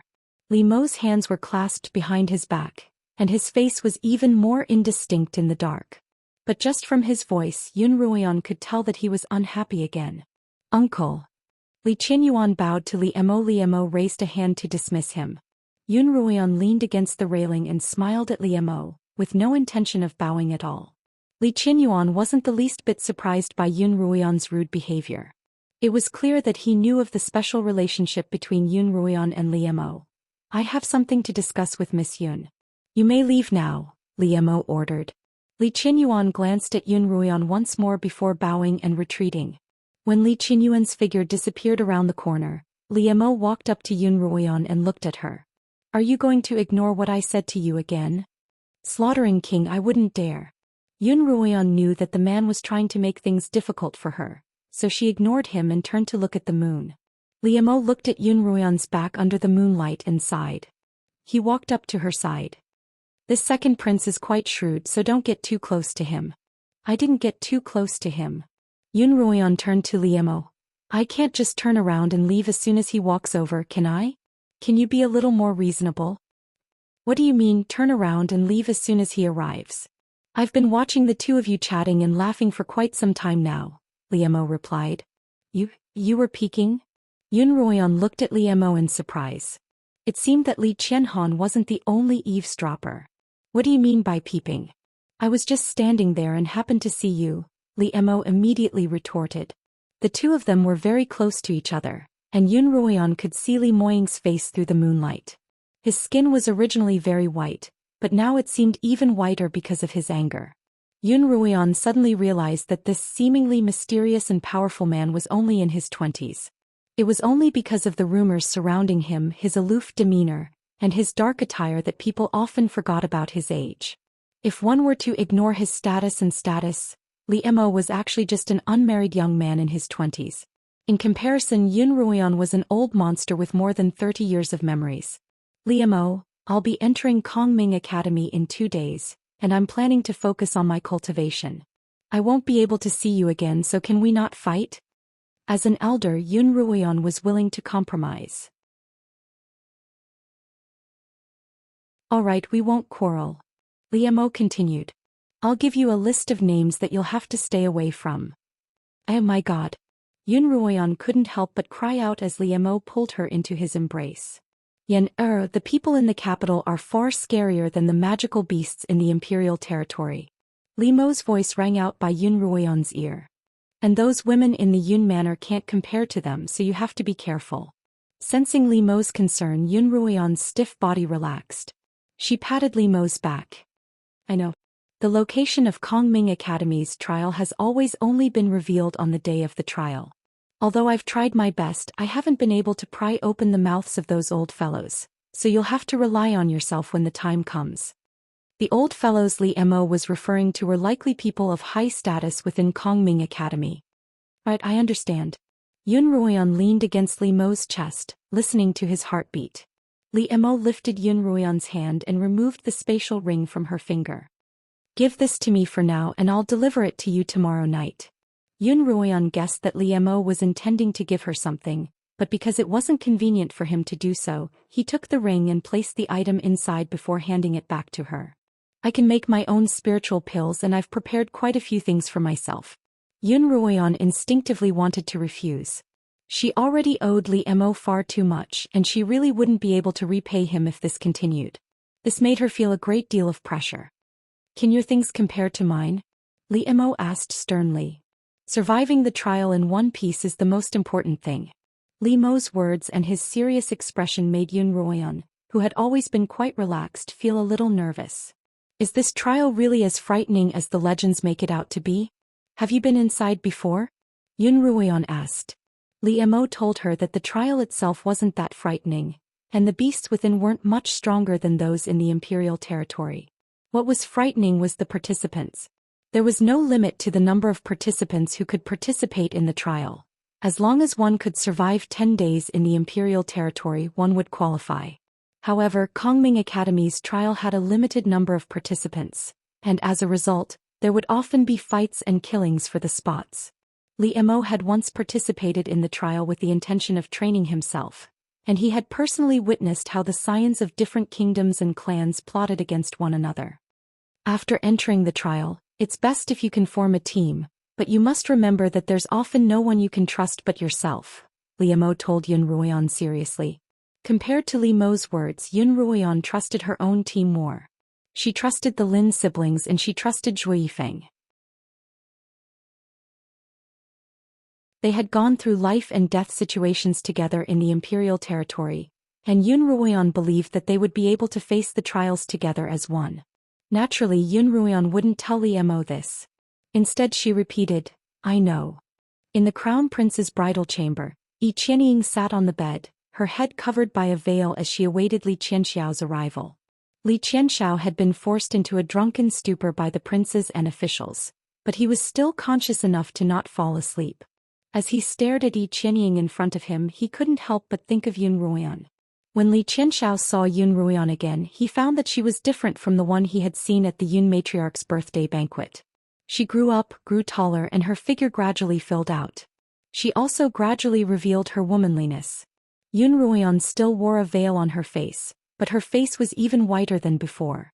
Even though she was hidden in the crowd, Li Qianxiao was still attracted to her at first glance. Li Qianxiao couldn't help but think back to the first time he had seen Yun Ruoyan in front of the Yun manor. She had knelt there, dressed in a pink gown and wearing a veil embroidered with phoenix petals, making her already small face seem even more adorable. Later, when he saw the birthmark on Yun Ruoyan's face on his way home, he felt as if he'd been deceived by her. From then on, Li Qianxiao had begun to hate Yun Ruoyan. Whenever he saw her, he would think of her birthmark. However, during the Yun matriarch's birthday banquet, Li Qianxiao once again saw Yun Ruoyan's veil fall off. What shocked him was that the birthmark on Yun Ruoyan's face had actually healed. Yun Ruoyan hadn't lied to him, but he had been too cowardly to believe her. Li Qianxiao regretted his decision. If only he hadn't been frightened back then and had instead chosen to trust Yun Ruoyan, the person sitting in front of him would be Yun Ruoyan. Li Qianxiao's thoughts were a mess and his eyes were glazed over. Gradually he couldn't tell who the person sitting in front of him was. I'm sorry, I shouldn't have doubted you. In this world, only a woman as beautiful as you is fit to be my consort. Li Qianxiao sat down next to Yi Qianying and mumbled, when I become the emperor in the future, you'll be the only one worthy of being my empress. Our child will be the crown prince of the Li kingdom, the future emperor Li. As he spoke, Li Qianxiao removed Yi Qianying's veil. In Li Qianxiao's eyes, Yi Qianying's face had become that of Yun Ruoyan without her veil. Li Qianxiao's gaze grew hotter and hotter and he pushed Yi Qianying down onto the floor. As he spoke, his words were filled with love and tenderness. Yi Qianying had initially been confused by Li Qianxiao's unusual behavior and words, but she had slowly begun to shy away from him. She had been repeatedly humiliated by Pei Zhou and Yun Ruoyan during the day, and she had thought that she would have to face the crown prince who hated her at night. What she hadn't expected was that not only did the crown prince not hate her, but he actually liked her and treated her so gently. At this point, no matter how unwilling she was, Yi Qianying had no choice but to let go of Pei Zhou. Perhaps the crown prince's manor really could be her home. Just as Yi Qianying was thinking this, she heard Li Qianxiao begin to call out a name. Because of his passion and drunkenness, his words were muffled and she couldn't hear him clearly. Your Highness, who are you calling? Yi Qianying asked. Yun what? Yun Ruoyan. Li Qianxiao finally managed to call out her name. And I like you. I like you and I like you as well. Once you marry me, you'll be the crown prince's consort. You can do whatever you want with that, Yi Qianying. As soon as Li Qianxiao said this, Yi Qianying felt as if she had been struck by lightning. Whatever feelings she had just had froze in place. Why? Yun Ruoyan, why do you have to fight with me for everything? You've already taken Pei Zhou and now you're going to take the crown prince as well. Yi Qianying gripped the bedsheets tightly as if trying to wring water out of them. Li Qianxiao continued to call out Yun Ruoyan's name over and over again. Finally, Yi Qianying couldn't take it anymore. She took out a handkerchief that she had hidden under her pillow and covered his mouth. In order to prevent Li Qianxiao from being rough with her, Yi Qianying had prepared something on the handkerchief in advance. A strange fragrance rushed into Li Qianxiao's nose. His head spun and his vision darkened. His hands went limp and he collapsed onto Yi Qianying's body. Yi Qianying pushed him away and curled up in the corner of the bed. Anger, resentment, rage, and indignation made her heart feel as if it were about to explode. Yunruoyan I.e. Qianying swear that there's only one of us in this world.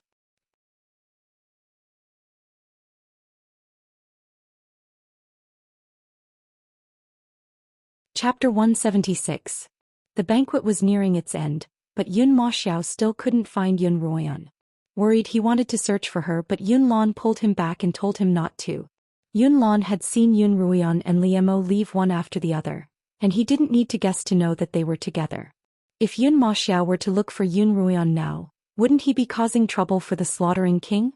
As expected, a servant came to inform Yun Maxiao that Yun Ruoyan had been taken away by the slaughtering king, and that Yun Lan and Yun Maxiao didn't have to worry about looking for her.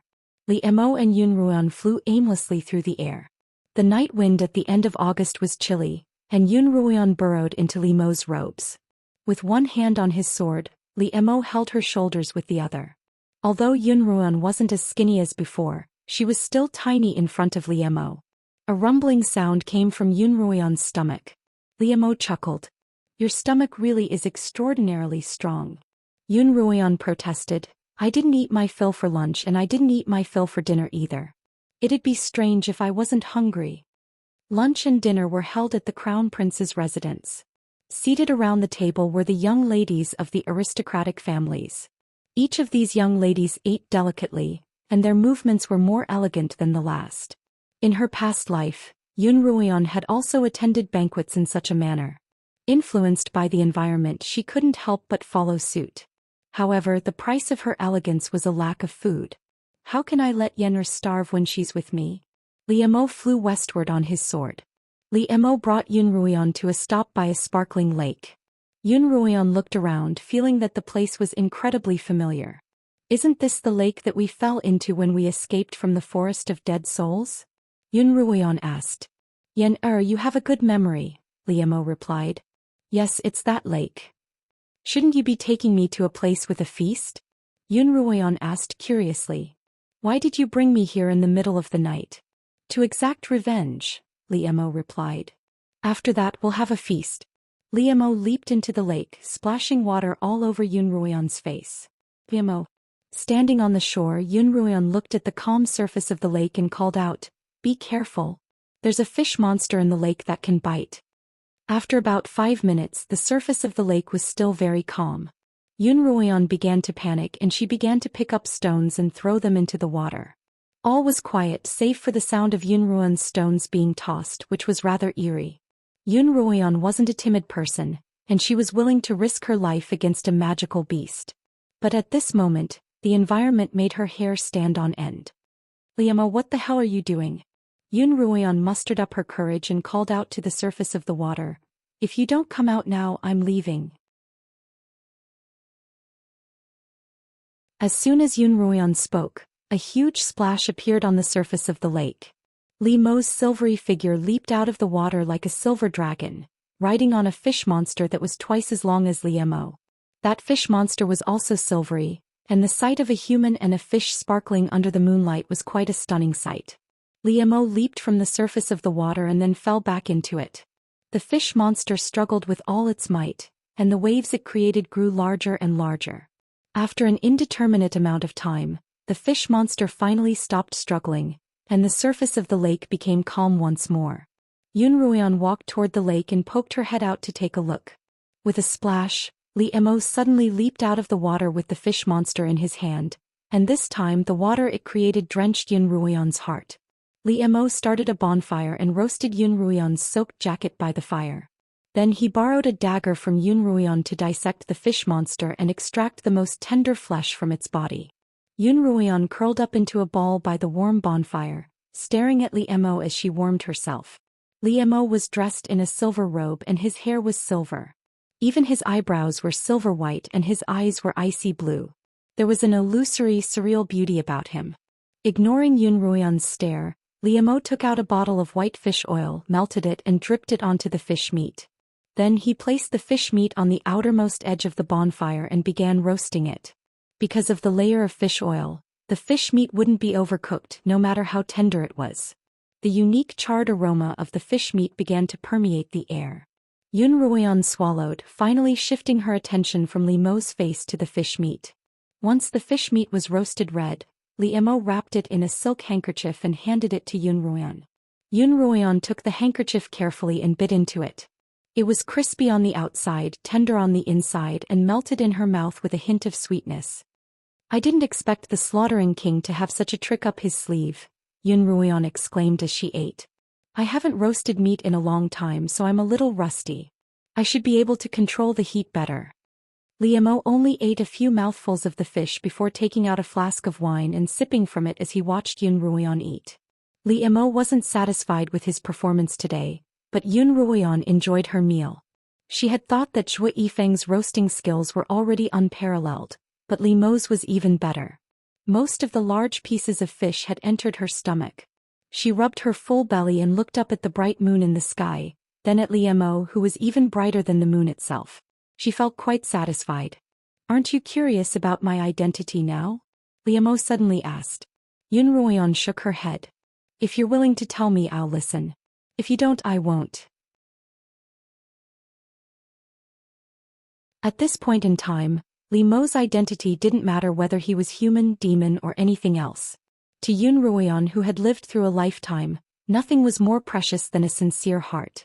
As long as someone treated her sincerely, even if it were a magical beast, Yun Ruoyan would be willing to use her life to protect and cherish it. But what I'm curious about is... Yun Ruoyan sat up straight and looked at Li Mo. Why are you so good to me? Let me think. Yun Ruoyan sat down on a rock and rubbed her chin, trying to recall what had happened.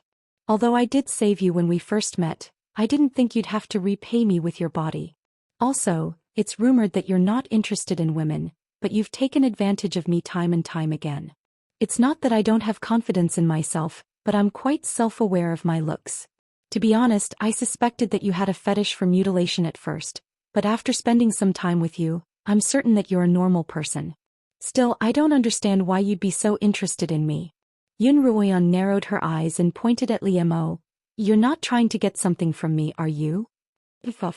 Li Mo was in the middle of drinking when he heard Yun Ruoyan's words. Fortunately, Yun Ruoyan dodged quickly and the mouthful of wine didn't land on her. Yun Ruoyan's identity as a human furnace was known to no one other than Li Mo, not even Xiao. Now that Li Mo had added beastkin blood into Yun Ruoyan's qilin beads, the beastkin's aura and Yun Ruoyan's own aura had become so weak that it was almost undetectable. Li Mo was certain that he was the only one on the Qinyuan continent who knew that Yun Ruoyan was a human furnace. As long as he didn't say a word, Yun Ruoyan would never know. What do you think I can get from you? Li Mo smiled at Yun Ruoyan. His icy blue eyes were filled with mirth, and he was indescribably good-looking. Yun Ruoyan couldn't look away from his eyes. I don't think there's anything that requires your attention, Yun Ruoyan murmured. No, there's something that I want, Li Mo replied. What is it? Yun Ruoyan's eyes widened. Li Mo suddenly pressed Yun Ruoyan beneath him. What I want is you. Li Mo kissed Yun Ruoyan, going from light to deep, until her cheeks were flushed red. Only then did he finally release her. Li Mo hugged Yun Ruoyan and circulated his spiritual energy to warm her up. It was late at night and Yun Ruoyan was dizzy from Li Mo's kisses. However, she didn't want to sleep. Li Mo, tell me a story. My mother passed away when I was very young and no one ever told me stories. Ever since I was a child, I've longed for the feeling of being in someone's embrace and listening to stories. Yun Ruoyan seemed to be reaching out for a yard after taking an inch. All right. Li Mo hugged Yun Ruoyan even tighter, and his voice was low and magnetic as he began to tell her a story. Once upon a time, there was a young boy who had a powerful father, a beautiful mother, and an adorable pet cat. He lived in a palace in a valley where it was spring all year round and he lived a carefree life. One day, however, his kin betrayed his father. They found a powerful assassin to kill the boy's father and capture his mother. That boy must have been very sad, Yun Ruoyan murmured. Yes, but he was too weak. He could only escape with his pet under the protection of a few palace maids. Li Mo continued the story. It was a cold winter. In the past, the boy would have stayed with his mother in the warm palace, but on that winter day he was forced to walk through the snow. But that winter the little boy had to walk forward step by step in the snow against the cold wind. In order to avoid the soldiers chasing behind them, the palace maids took the little boy and fled into the desolate mountains. The boy's feet were frostbitten, and the maids could only take turns carrying him on their backs. A few days later they were almost out of food, but they still didn't leave the mountains, nor did they dare to return the way they had come. The cold and hunger caused some of the palace maids to complain, and some of them would sneak away with their belongings. In the end, only 3 of the dozen or so palace maids were left, and their belongings were almost all stolen. After a few more days they finally ran out of food. The boy's frostbite grew worse and worse and he began to run a fever. Without food or medicine the boy fell into a coma for days on end. One day when he was in a daze the little boy was pushed awake. The 3 palace maids told him that they were going down the mountain. Then they took away a gemstone pendant from the little boy's neck, saying that they would exchange it for money to buy medicine and food for him. That pendant was the only thing his mother had left him. The boy couldn't bear to part with it, but he could only watch helplessly as the 3 palace maids took it away. The boy waited in the cave alone for a day and a night, but the 3 palace maids didn't return. Finally he realized that he had been abandoned. At this point Liemo paused. Yun Ruoyan tightened her grip on Lime's waist. What happened to the boy? Just as the boy was on his last breath, his lost pet suddenly appeared, and it licked him awake with its warm tongue. The little boy suddenly remembered that his mother had once told him that the fox cat's blood had spiritual power and could resist the cold and heal wounds. Thus, the little boy held the fox cat in his arms and stroked its fur bit by bit. When the fox cat completely let down its guard, the little boy bit its neck.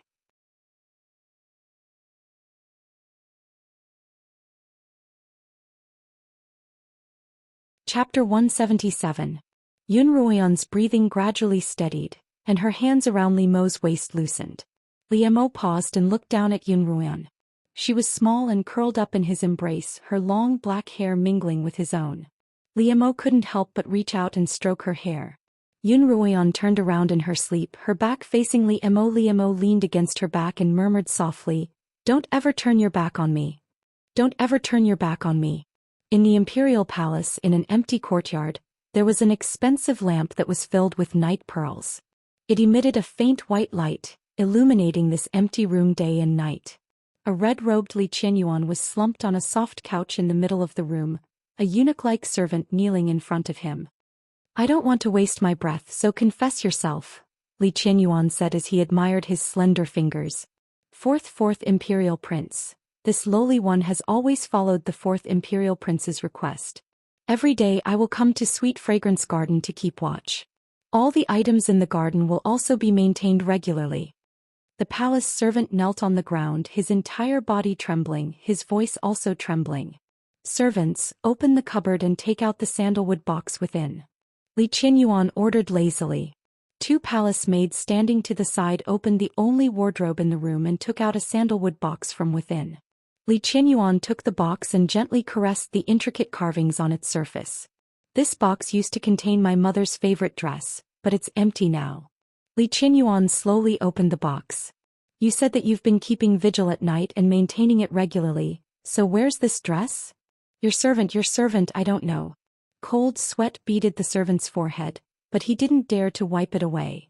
"Do you think that I won't be able to return once I'm sent to the Qin kingdom?" Li Qianyuan closed the box again, his slender fingers caressing the floral carvings on the lid. "You've taken my benefits, but not only have you refused to work for me, you've even lied to me. Do you servants think I'm deaf or blind?" "I wouldn't dare." Li Qianyuan's sudden harshness made the 2 palace servants kneel as well.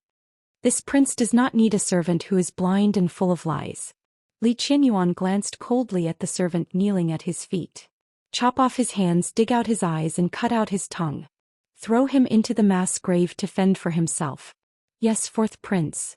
The 2 palace servants at the side immediately stood up and pulled down the palace servant who had fainted from fright. After the servants left, Li Qianyuan was left alone in the room. He stood up from the couch, carrying the sandalwood box with the pattern of 100 flowers in his arms. He walked over to the wooden cupboard and placed the box back into the cupboard. "Mother, your clothes were worn by Miss Yun." Li Qianyuan said slowly, When I was young, my mother took me to the Yun family to play. I saw her once and she looked a little different from when I was young. But the clothes don't look ugly on her. Yun Ruoyan was woken up by Liemo.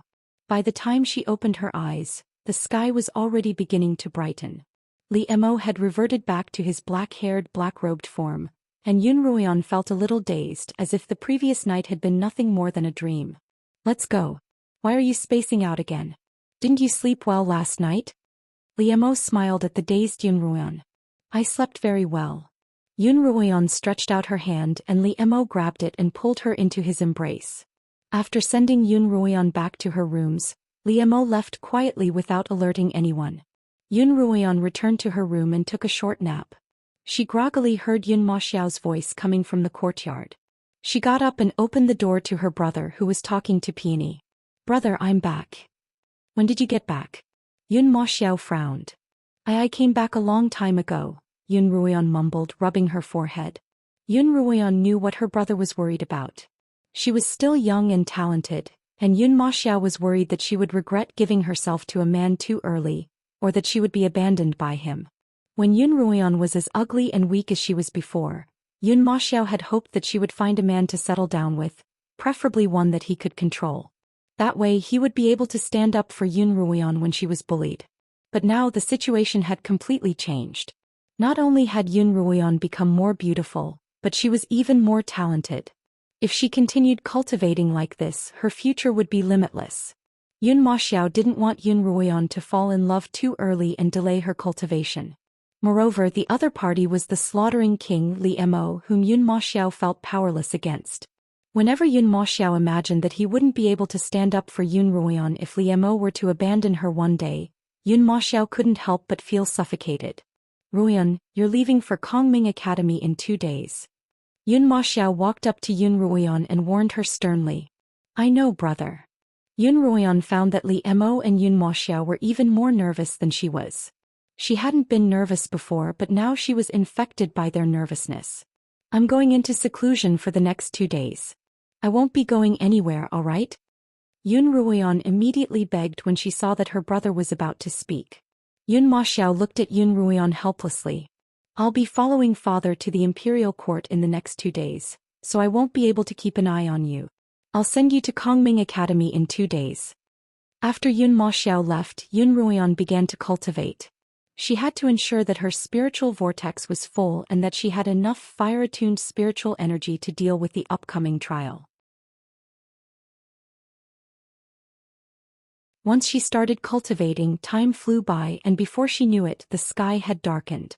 At night, Li Qianhan came to deliver a spatial ring to Yun Ruoyan. He told her that Liemo was away on business and wouldn't be able to send her off in 2 days. Although Yun Ruoyan didn't seem to mind, she couldn't help but feel a little disappointed. Li Qianhan took out the items from the ring one by one, placed them on the table and explained their uses to Yun Ruoyan one by one. Most of the items were bottles and jars, and Li Qianhan introduced them as spiritual pills and antidotes. Although Liemo didn't know the exact location of the trial, he knew that it would be filled with poisons and poisons, so he prepared some antidotes for Yun Ruoyan in case she needed them.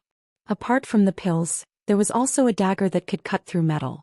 Although it wasn't a spiritual weapon, it had been forged from dark steel and was extremely sharp. Uncle told me to hand this to you personally. Li Qianhan took out a snow-white bead. It was oval in shape, and the protruding part of the bead was threaded with a string to make it into a pendant. Yun Ruoyan took the bead in her hands, feeling a slight chill on its surface. What's this for? Yun Ruoyan asked. This is the beast core of a fish monster, Li Qianhan explained. Li Qianhan replied, my uncle refined it overnight. Holding it in your mouth will help you breathe underwater, extending the time you can stay underwater for at least 2 hours. Yun Ruoyan's eyes lit up. There's actually something like this. Last night, all of Yun Ruoyan's attention had been on Liemo's face, and she hadn't noticed when he had taken out the beast core. She recalled how Liemo had expended so much effort to kill the fish monster the night before. It turned out that it wasn't just for its meat but for its core. With so many treasures by her side and her cultivation as a peak 7th rank blade master, Yun Ruoyan's nervousness quickly dissipated. Mistress, Qiuqiu's voice rang out in Yun Ruoyan's mind. What's the matter, Qiuqiu? I feel that you're too relaxed, mistress, Xiu replied. I'm worried that you'll underestimate your opponent. I won't, Yun Ruoyan replied. It's just that I know what I'm up against, so I'm not nervous. Not being nervous and underestimating my opponent are two different things, and I definitely won't. 2 days passed in the blink of an eye, and it was finally time to set off for Kongming Academy. Kongming Academy was scheduled to open in 5 days, but the path through the Kongming Mountains was winding, and it would take at least 2 to 3 days for them to rest and recuperate. Li Qianxiao was in charge of escorting Yun Ruoyan and the others to Kongming Academy, but just as they were about to set off, something unexpected happened. Yun Ruoyu had suddenly fallen ill, and it was a very serious illness. According to Zeylan's maid, she had been vomiting and having diarrhea, and within a single night she had lost her human form. If not for the third madam's timely arrival, Yun Ruoyu would have been dead. With no other choice, Yun Ruoyu had no choice but to give up her admission to Kongming Academy. As a result, Yun Ruoyao was left completely alone. She was frustrated that Yun Ruoyu had to fall ill now of all times, as if she'd done it on purpose. When the sun rose above the horizon, Yun Ruoyan and Yun Ruoyao bade farewell to Yun Lan and the Yun matriarch. Yun Maxiao escorted Yun Ruoyan and Yun Ruoyao toward the Kongming Mountains. The Kongming Peak was located deep within the mountains, and even at the foot of the mountain, it would take a full day of galloping on horseback to reach the peak. As a result, the three of them chose to ride horses instead of carriages. When they left the capital, Yun Ruoyan, the Lin sisters, and Zhou Yifeng met up. The three of them were also riding on mutated fire horses. Fire horses were quite precious, and the Lin family only had 2 of them. Lin Qingqian and Lin Qingxue rode one each, while Zhou Yifeng rode the other. Yun Ruoyao wasn't welcome in this group, and she was well aware of that. She rode by herself, not greeting the others. Just as they were about to set off, Yi Qianying's voice came from behind them. Sister Ruoyao, do you want to join us? When they turned around, they saw Yi Qianying riding in front of a group of about 10 people. Most of them were scions of the capital's aristocratic families. Yun Ruoyan even saw Rong Yueshan, whom she had met once at the crown prince's wedding. She still looked as proud and arrogant as ever. Behind Rong Yueshan were 4 or 5 men dressed in warriors' robes. None of them looked weak, and they were likely to be her servants. Rong Tianling was the crown prince's uncle, and Yi Qianying was his concubine. Rong Yueshan even had to address Yi Qianying as her cousin-in-law, so it wasn't surprising that they'd formed a group. Moreover, the scions of the aristocratic families were clearly attached to the Rong family and the crown prince's manor. Yun Ruoyao joined the group without hesitation. Just then Rong Yueshan suddenly galloped over. Her gaze wasn't on Yun Ruoyan but on Yun Maxiao.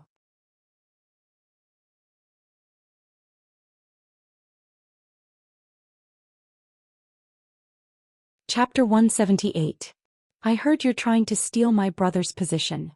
Rong Yueshan was dressed in a bright red dress, her head held high as she stared at Yun Maxiao, who was more than a head taller than her. There's no such thing as stealing, Yun Maxiao replied coolly. Whoever's capable will have the position. Hearing Yun Maxiao's words, Rong Yueshan sneered and said in a provocative tone, "You'd better be careful." As soon as she finished speaking, she rode her horse to the side, and the entourage behind her immediately followed, passing by Yun Ruoyan's party. Yi Qianying stared coldly at Yun Ruoyan the entire time, and Yun Ruoyan continued to stare back at her until Yi Qianying turned her head away. There were many paths to the Kongming Mountains and the Kongming Peak. Yi Qianying and Rong Yueshan took the main road, while Yun Ruoyan's party took the smaller paths. Yun Ruoyan's party whipped their horses and galloped all the way, arriving at the foot of the Kongming Mountains by noon. Even though they took the smaller paths, they still encountered 2 groups of students who had rushed over from all over the Qinyuan continent. Because they were destined to be rivals, they didn't interact much with each other. By nightfall, they had already entered the inner regions of the Kongming Mountains. At this rate, they would arrive at the Kongming Peak by this time the next day. The last time Li Mo had flown Yun Ruoyan to the Kongming Peak, the journey had taken less than 2 hours. Yun Ruoyan couldn't help but sigh at how convenient it was to have a divine sword at her disposal. After eating some dried rations and roasted pheasant, they began to meditate and conserve their energy for the next day's journey. Because they had traveled the entire day, everyone was exhausted and they quickly fell asleep. After sleeping for some time, Xiao suddenly began to call out in Yun Ruoyan's mind. Mistress, mistress, wake up. Yun Ruoyan woke up from her dreams. Xiao's tone was rather anxious. Xiao, what's the matter? There's a powerful aura nearby and I don't know what it's trying to do. Mistress, you have to be careful, Xiao replied. Yun Ruoyan was fully awake, but she didn't immediately alert the people around her. Instead, she focused on sensing the aura around her. If he really encountered a particularly strong opponent, he couldn't act rashly. Strangely, Yun Ruoyan didn't sense any particularly strong auras. Instead, she could only sense a few weaker ones, and their cultivation was likely no higher than that of a 4th-rank blade master. Master, that powerful aura has disappeared again. I don't know what's going on. There are only a few weaker auras left, Xiao said. Have they left? Yun Ruoyan guessed. It's also possible that his aura has been concealed, Xiao said. At that moment, the 4 flame stallions not far away suddenly whimpered in unease, startling Yun Moxiao and Zhou Yifeng out of their stupor. Not good, it's horse thieves.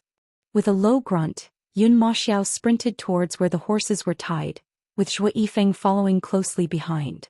The neighing of the horses woke the Lin siblings up, followed by the sounds of fighting. What's the matter, Sister Ruoyan? Lin Qingchen and Lin Qingxua looked at her curiously. Perhaps it's horse thieves. I'll go take a look. Yun Ruoyan stood up and walked in the direction of the fighting. If it was just a few horse thieves, Yun Moxiao and Zhou Yifeng would be more than enough to deal with them, but if they weren't, then she would have to be more careful. As a result, Yun Ruoyan didn't rush over. Instead, she walked over carefully, asking, Brother, what's going on? A few horse thieves, Yun Moxiao replied. Yun Moxiao and Zhou Yifeng were both holding lighting devices made from beast cores. Under the illumination of the white light, Yun Ruoyan could see the 3 captives that Yun Moxiao and Zhou Yifeng had subdued. Each flame stallion could be sold for thousands of gold coins and it was quite valuable. It was the day when students from Kongming Academy were rushing to the academy, and a large portion of them came from large families. As a result, it wasn't uncommon for them to encounter horse thieves at night. Spare us. We're just a few ordinary thieves and we only want to steal horses to sell for some money. We don't have any intentions of harming anyone, a man in his 30s begged. Yun Ruoyan noticed that they were dressed like commoners and judging from their auras, they were only 4th-rank blade masters.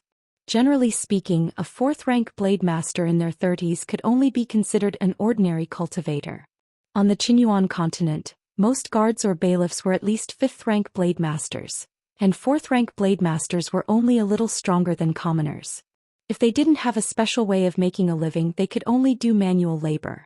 However, there were many who were unwilling to do manual labor, and they ended up becoming thieves and bandits. These 3 men were probably of that sort. This type of people was the most detestable. If an ordinary person without any cultivation encountered them, it would be very tragic. If they were caught by an expert just like today, they would often be killed on the spot. After the first person begged for mercy, the other 2 also began to beg for mercy. They said a lot of things about their parents and children. Scram! Yun Moxiao shouted at the 3 men. Don't let me see you again. Zhou Yifeng removed the bowstring from one of the men's necks. The 3 of them stumbled and crawled as they fled. Seeing that the horses were fine, they continued to rest, but Yun Ruoyan was still a little puzzled. Early the next morning when they woke up, they realized something was wrong. Their flame mutant horses were all dead. They squatted down to examine the horses, only to find that all 4 of them were bleeding from their gums, and their eyes were wide open and green. It looked like they'd been poisoned. Damn it! Zhou Yifeng couldn't help but curse. It must have been those 3 thieves from last night. Everyone had thought that the 3 men had only wanted to steal their horses, but they hadn't expected that they'd actually intended to poison them. Are those horse thieves sick? Lin Qingxua didn't understand. Stealing horses can be sold for money, but what good would poisoning them do them? Yun Ruoyan thought for a moment. Perhaps that's what they're trying to do. Sister Ruoyan, what do you mean? Lin Qingchen asked. This poison doesn't seem like something an ordinary horse thief would have. If I'm not mistaken, someone must have bribed them to poison our horses so that we won't be able to get to Kongming Academy in time. Yun Ruoyan crossed her arms in front of her chest. The deadline for Kongming Academy's trial is at noon the day after tomorrow, and if we miss that deadline we'll be disqualified. Someone must be trying to stop us from entering Kongming Academy. They'd been expecting to encounter all sorts of difficulties and dangers upon entering the trial, but they hadn't expected to fall into a trap before they even reached Kongming Academy. It's all my fault. I was tricked by those 3 scoundrels. Yun Maxiao exclaimed, vexed. Brother, it's not your fault, Yun Ruoyan replied. By the time we discovered those 3, our horses were probably already poisoned. Even if we killed them, we wouldn't have been able to escape this fate. Apart from Lin Qingxue, the rest of the men present were more cautious. But this incident was simply too unpredictable. What should we do now? Lin Qingxue frowned. Without their steeds, even if they didn't sleep at night, they wouldn't be able to reach Kongming Academy in 2 days. Yun Maxiao could only carry 1 person on his sword, and if they really had no other choice he could only guarantee that Yun Ruoyan would reach Kongming Academy on time. However, neither Yun Maxiao nor Yun Ruoyan wanted to abandon anyone until the very last moment. In the end they decided to pick up their pace. As they hurried along they encountered a group that had caught up to them. Someone in the group gloated when he saw them, saying that this was the 3rd group they'd encountered that had lost their steeds. Yun Ruoyan went up to ask them about it, and the answer she received was that the steeds of those 3 groups had been poisoned just like them. Some of them had even given up and were returning home. Yun Ruoyan had thought that this was an act specifically aimed at them, but it seemed that this wasn't the case. Based on her analysis, it was likely that some of the students were doing this in order to reduce the number of competitors. And such a big move couldn't have been made by any ordinary student. Perhaps it was the doing of a certain family. It seemed that the battle had already begun. Yun Ruoyan looked at the group in front of her.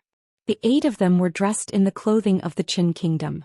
The Qin Kingdom was located near the sea, and they had probably never seen such a mountainous landscape before. Because they had enough time and because they had encountered a group without a steed, they were able to relax and walk at a leisurely pace. An idea popped into Yun Ruoyan's mind. She glanced at her brother who was also looking at her. The siblings nodded at each other, having come to the same conclusion.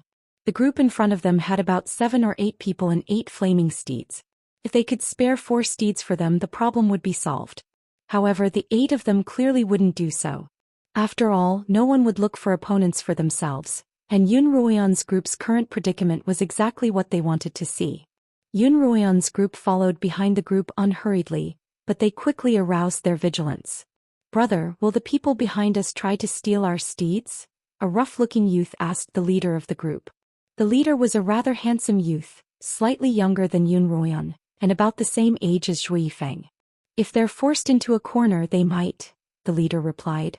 It looks like they have a high cultivation and we're no match for them. Let's speed up and shake them off. The 8 of them whipped their steeds and galloped away, no longer enjoying the scenery. In less than 2 hours the 8 of them had left Yun Ruoyan's group in the dust. After shaking off Yun Ruoyan's group, the 8 of them slowed down and set up camp to rest as soon as the sky darkened.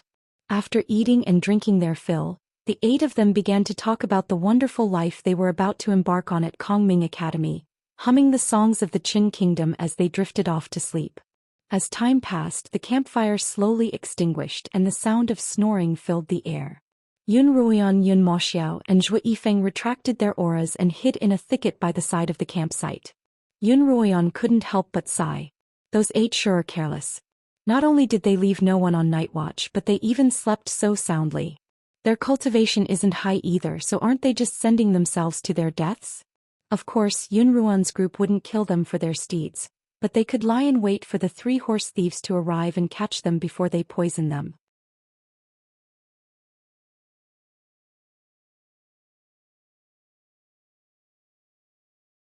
Chapter 179. If they caught the 3 horse thieves, not only would they be able to uncover the culprit behind the scenes, but they could also use this opportunity to demand 4 horses from the other party. If they still refused, then they would have a valid reason to call it a robbery. The 3 of them waited patiently until midnight, but there was still no sign of the horse thieves. This group of 8 must have caught up with them. The 3 horse thieves had already killed 3 groups along the way, and they definitely wouldn't let this one go. However, it wasn't certain whether they would make a move today. As the night grew darker, just as the three of them thought that the horse thieves wouldn't make a move today, something happened. Yun Ruian, Yun Maxiao, and Zhou Yifeng felt the three weak auras approaching them at almost the same time. Immediately after, three shadowy figures sneaked out from the other side of the forest, crouching as they approached the 8 flaming horses. Zhou Yifeng nocked an arrow and aimed at one of them. Just then Qiuqiu's voice rang out in Yun Ruian's mind again. "Mistress, those strong auras have appeared again." Yun Ruian had also sensed the strong aura, but strangely Yun Maxiao and Zhou Yifeng didn't seem to feel it at all. Just as Yun Ruian was about to ask, Zhou Yifeng shot out the sword in his hand. The arrowhead sank into one of the horse thieves' thighs, but no one cried out in pain. The man looked back, pulled out the arrow and threw it to the side before continuing to approach the 8 horses, as if he didn't feel any pain. "What's going on?" Zhou Yifeng exclaimed. "Look at that man's leg," Yun Ruian said, suppressing her shock. The three of them saw that the wound on the man's thigh was emitting black gas. None of them had seen something like this before, and for a moment they were shocked. "Mistress, that strong aura has disappeared again," Qiuqiu said in Yun Ruian's mind again. At the same time, Zhou Yifeng nocked an arrow again, this time with a tiger canine arrowhead. Zhou Yifeng pulled the bow to its fullest and let go. The snow-white tiger canine arrowhead created red sparks as it shot through the air, bursting the head of one of the horse thieves. There was a puff, but there was no blood. What burst out of that person's head was actually black gas. The man's headless body fell to the ground. Black qi continuously surged out from his neck and gradually filled the entire camp, enveloping the 8 people. Cough cough, why is there such a big black fog? Wake up, cough cough. One of the 8 guys who were sleeping like dead pigs finally woke up and coughed nonstop. "What's going on?" Cough cough cough. The people who had woken up also began to cough nonstop. Cough cough cough, I can't breathe, cough cough. The 8 of them cried out in pain at the same time. "Not good. This fog is poisonous."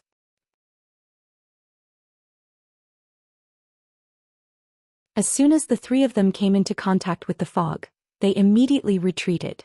As Yun Ruian retreated, she took out some antidote pills and fed them to her brothers.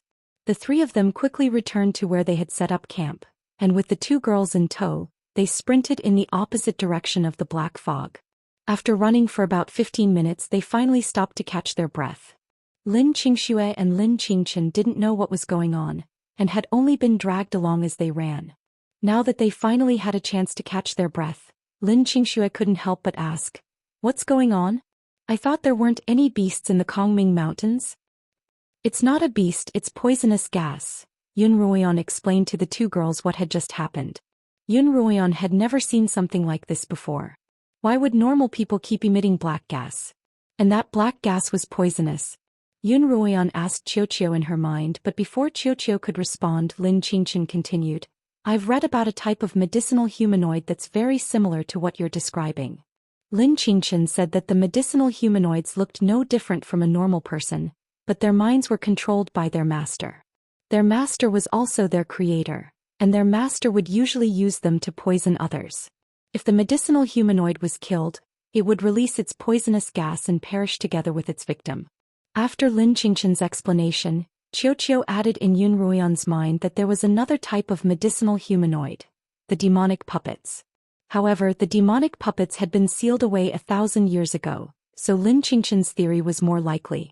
A medicinal humanoid capable of refining medicinal humanoids had to be a powerful poison master. His goal was to poison the horses, not the humans, and it was clear that he didn't want to make a big deal out of it. Presumably, he had been bribed by some family to do this. The aura that Yun Ruian and Qiuqiu had sensed must have come from that poison master. "Brother Zhou Yifeng, did you sense a powerful aura just now?" Yun Ruian asked. Yun Maxiao and Zhou Yifeng glanced at each other and shook their heads. Yun Ruian was even more curious as to why both she and Qiuqiu had sensed it, but Yun Maxiao hadn't. Logically speaking, Yun Maxiao's cultivation was higher than hers, and he should have sensed it more easily. "Why don't we go back and take a look?" Lin Qingchen suddenly suggested. "I've only read about medicinal humanoids in books, and I'd really like to see one for myself." "I'm a little curious as well," Lin Qingxue added. Her time in the bamboo garden had trained her courage. When the sun rose and the fog had mostly dissipated, the group returned to take a look. The 8 people and the 8 horses were all poisoned to death. Their gums were bleeding and their eyes were wide open, their eyeballs turning green. Neither Lin Qingchen nor Qiuqiu could tell what kind of poison it was. According to Qiuqiu, there were new poisons being invented every day, and this could very well be one of them. Lin Qingchen used a silver needle and a porcelain bottle to extract some blood from one of the corpses, preparing to study it later. Instead of burying the corpses, the group planned to report the matter to Kongming Academy and have them investigate the culprit behind the poisons. They had hoped to get a few horses, but that hope was completely dashed. They could only hurry on their way. It was already the 3rd day and the deadline was the day after tomorrow. Seeing that they wouldn't be able to make it in time, the group decided to have Yun Maxiao and Yun Ruoyan leave first at daybreak.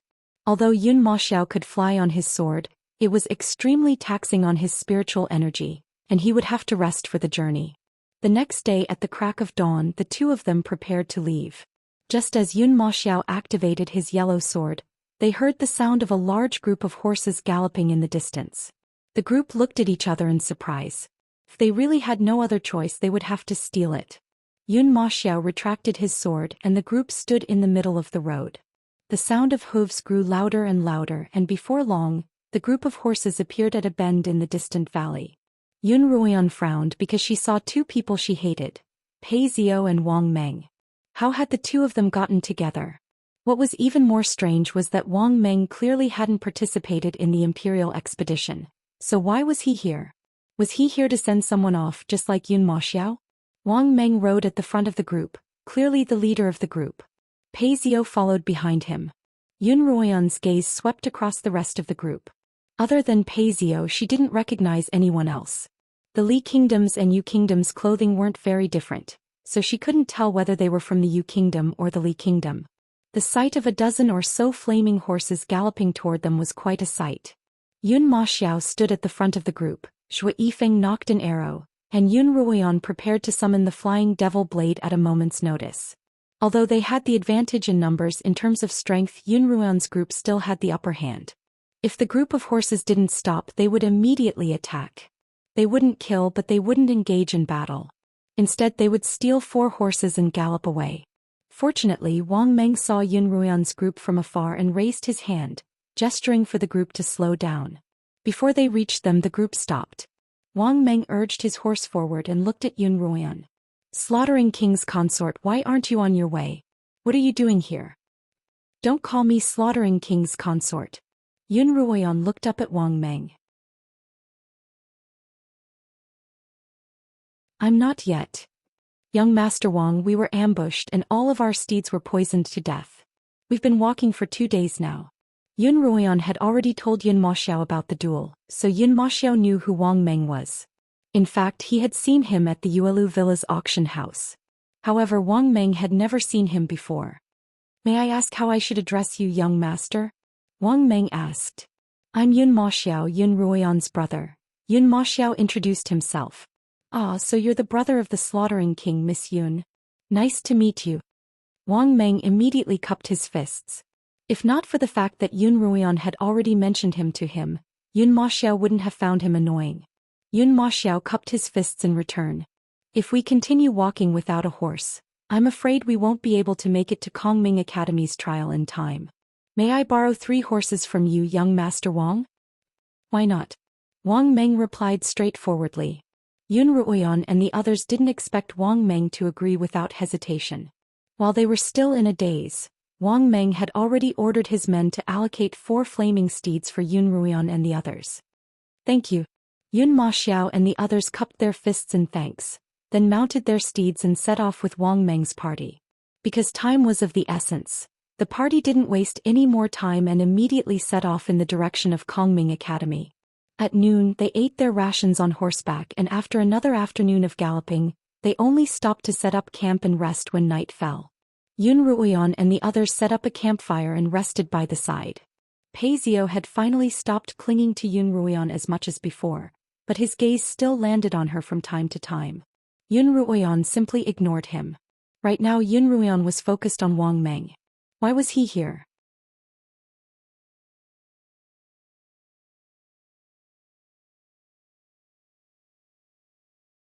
Chapter 180. Yun Ruoyan expressed her doubts to her brother, who muttered to himself for a moment before taking out a flask of wine. Yun Ruoyan took a roasted chicken that Zhou Yifeng had just roasted and walked over to Wang Meng's campfire. When the people around Wang Meng saw Yun Maxiao and Yun Ruoyan walk over, they automatically made space for them. Yun Maxiao sat beside Wang Meng and Yun Ruoyan sat beside Yun Maxiao. "Here, try the wine I brought from the army." Yun Maxiao handed the flask to Wang Meng, who took a sip. "Good wine, strong enough," Wang Meng praised. "Young Master Wang, there's something I'm curious about, but I'm not sure if I should ask." Yun Ruoyan handed the roasted chicken to Wang Meng. Wang Meng took the roasted chicken and said straightforwardly, "Miss Yun, feel free to ask me anything. I've heard that young Master Wang has been traveling the Four Kingdoms. May I ask if you've come to Kongming Academy to see someone off, or? To tell you the truth, I'm not here as a gift. I'm here as a specially recruited student to participate in the trial at Kongming Academy," Wang Meng replied. Specially recruited student? Yun Ruoyan and Yun Maxiao glanced at each other. This was the first time they'd heard of such an unfamiliar term. "Yes, a specially recruited student." Wang Meng took another sip of wine and returned it to Yun Maxiao. "Many years ago, when I was still very young, Kongming Academy wanted to recruit me because of my talent in pill making, but my father refused. All these years I've been cultivating according to my father's wishes. However, Kongming Academy promised me that I could enter Kongming Academy before I was 20. Yun Ruoyan was astonished. Talented people were just that popular. If the instructors at Kongming Academy knew that she'd become a 4th-rank pill master at 13, they'd probably give her a spot as one of the specially recruited students. "In that case, why did you suddenly want to enter Kongming Academy?" "Because of my younger brother, Wang Kuang." Wang Meng suddenly raised his head and stared at Yun Ruoyan. "My brother participated in the Imperial Territories trial this year, then disappeared. No one knows if he's alive or dead." Yun Ruoyan met Wang Meng's gaze, but she didn't react in the slightest. There are indeed many ferocious magical beasts in the Imperial Territory. Yun Ruoyan's expression didn't change. "Back then, I encountered a saber-toothed tiger and a high-tier demonic snake in the Imperial Territory, and I almost lost my life. I'm afraid that your brother's probably dead. We also guessed that he was attacked by magical beasts. Miss Jean, who was with my brother, also disappeared. I think she was also killed by magical beast." Wang Meng turned his gaze back to the bonfire. "He's my only brother, and his dream since young has been to become a student of Kongming Academy. I've decided to enter Kongming Academy to fulfill his dream."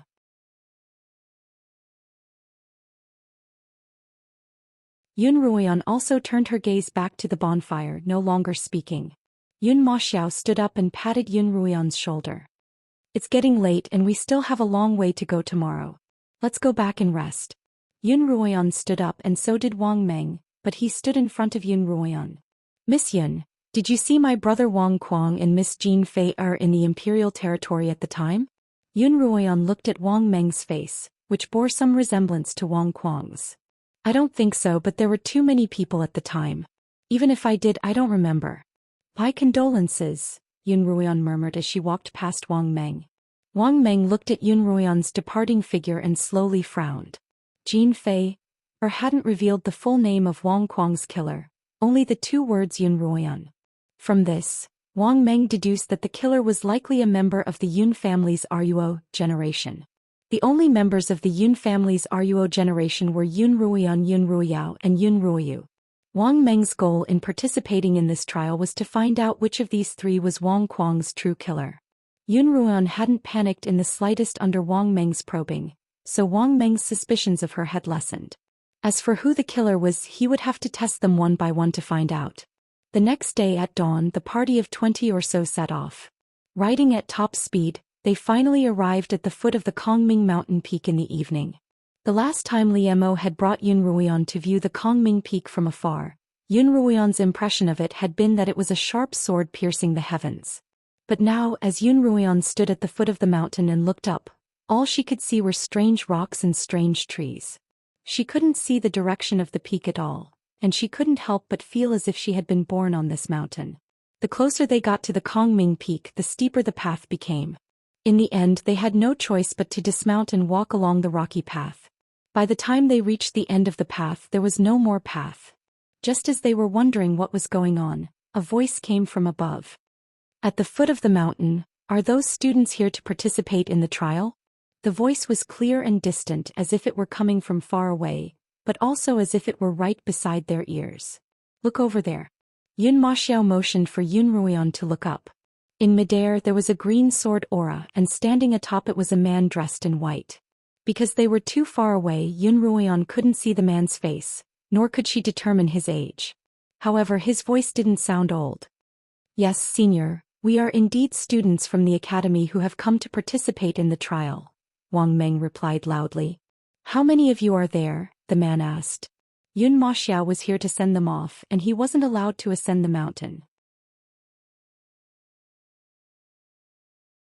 Wang Meng's group was also here to send them off, and there were a total of 12 students. Please wait a moment. I'll call someone to bring you to the peak. The man took out an object from his robes and placed it in his mouth. A loud whistle echoed throughout the valley. As the whistle rang out, more than a dozen sword auras of different colors descended from the sky.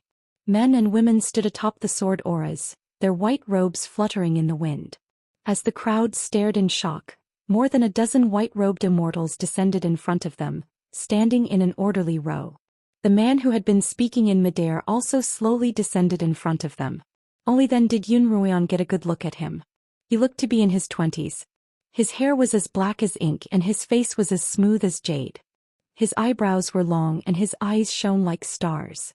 Take out your identity badges, the man instructed. Yun Ruian didn't know what the man was referring to, so she looked toward the others. Only when she saw that the others had taken out the wooden badge that Envoy Ding had given them did she realize that this was their identity badge. In the Li Kingdom, only those with a certain level of status would have an identity badge. Commoners only had paper identification, and the badge was a symbol of one's status. After the man checked all the badges and confirmed that there were no mistakes, he arranged for the white-robed immortals to carry one student each. Yun Ruian, Lin Qingchen and Lin Qingxue were assigned to 3 white-robed immortals. The one leading Yun Ruian was quite beautiful and she rode on an orange sword aura. Yun Ruian stepped onto the sword aura, turned and waved goodbye to her brother. Brother, wait for my good news. As she bid farewell to her brother, the woman slowly rose into the sky. Alright, I'll be waiting for your good news. Take care. Yun Maxiao shouted as he watched Yun Ruian fly further and further away. Only when the sword aura was blocked by a large boulder did Yun Maxiao stop waving his hand. Yun Ruian stood on the sword aura. Unlike Li Mo's previous attempt, the white-robed immortal didn't fly straight up. Instead she circled around the boulder. Fairy sister, Yun Ruian called out.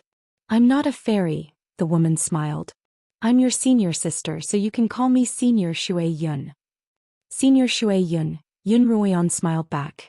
What a coincidence, my name also has a Yun in it. I'm Yun Ruian.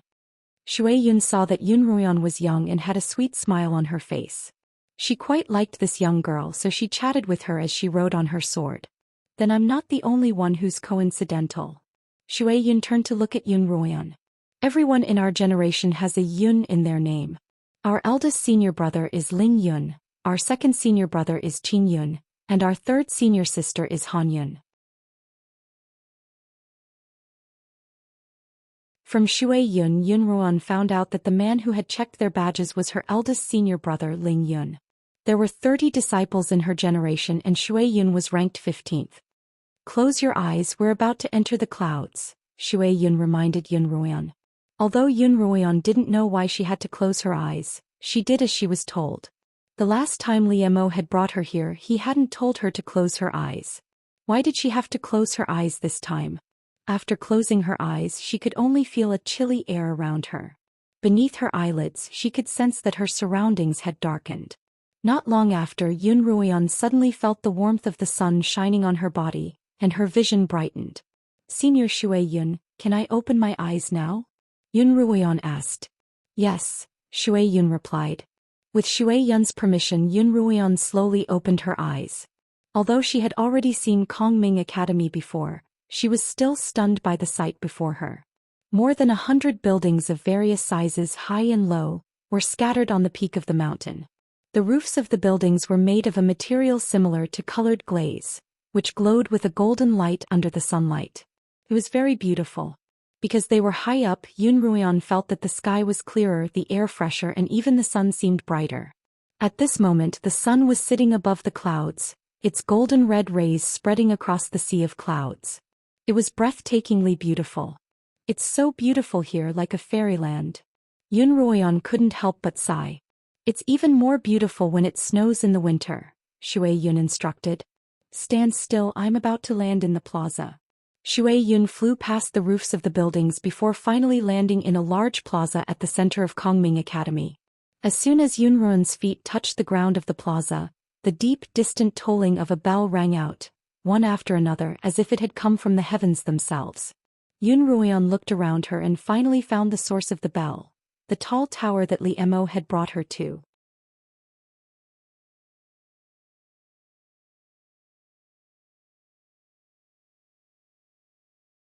Chapter 181.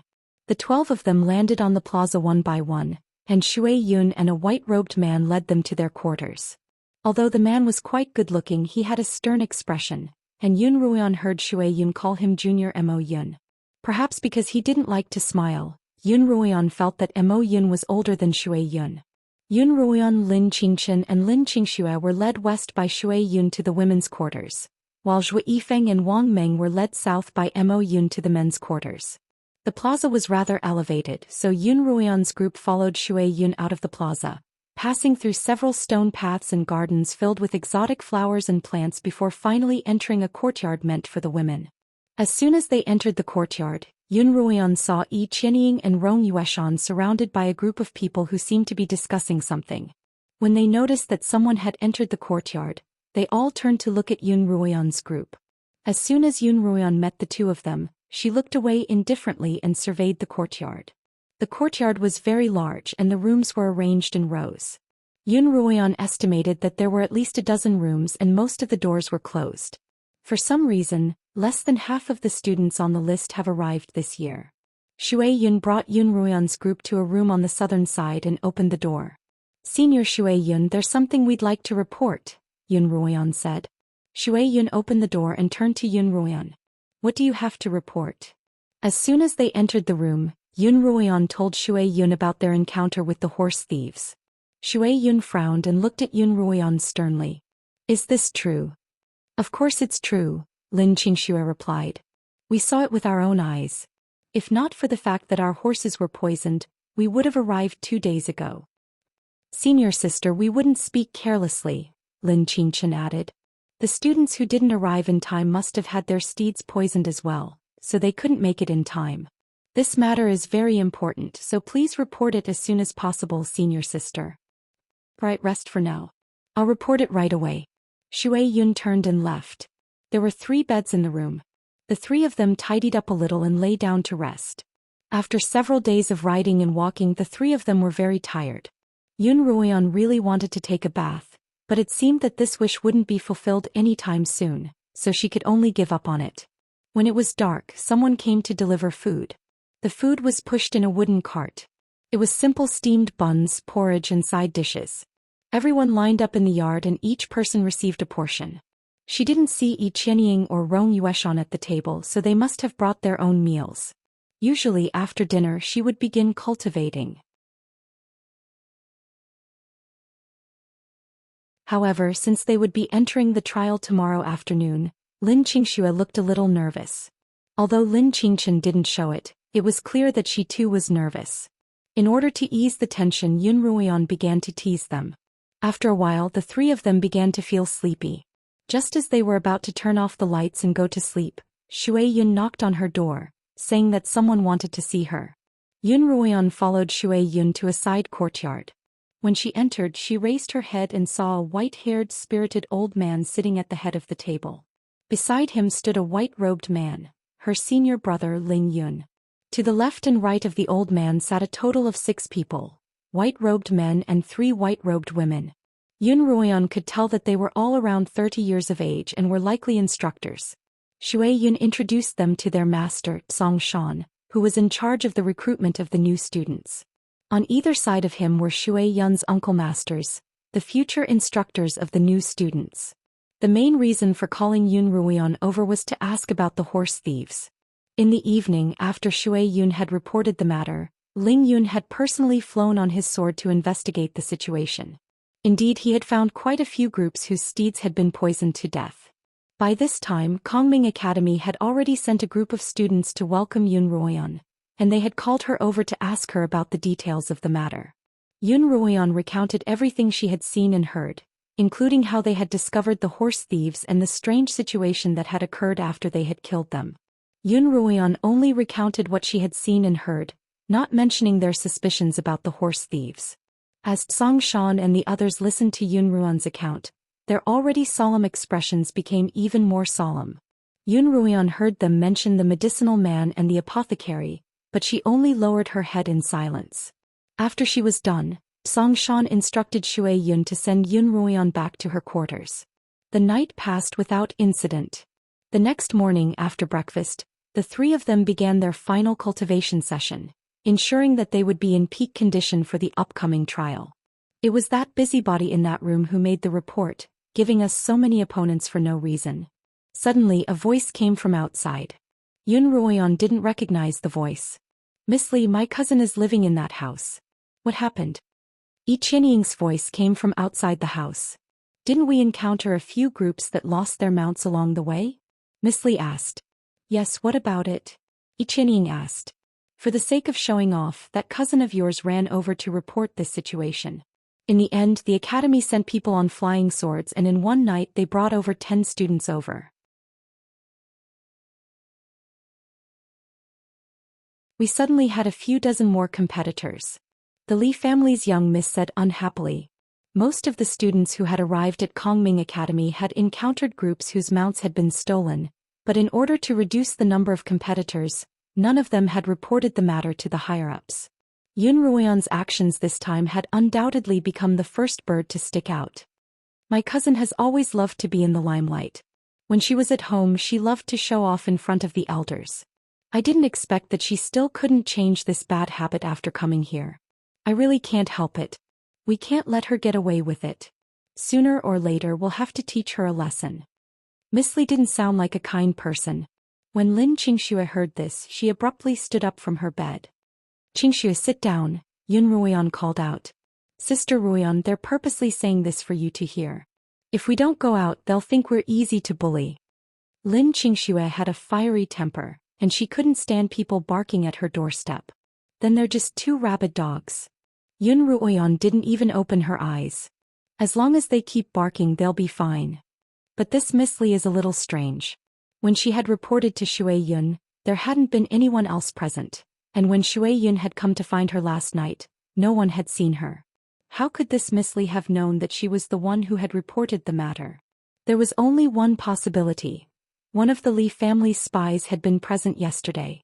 "Do you know this Miss Li?" Yun Ruoyan opened her eyes and asked Lin Qingxue. Neither she nor Lin Qingxue liked to socialize, so they weren't familiar with the scions of the capital. Only Lin Qingxue had a few friends. "I don't know. Yesterday I ran into her in the washroom. She had a big nose and she didn't look like someone from the Li Kingdom. Rather, she looked more like someone from the Mo Kingdom." "She's from the Mo Kingdom."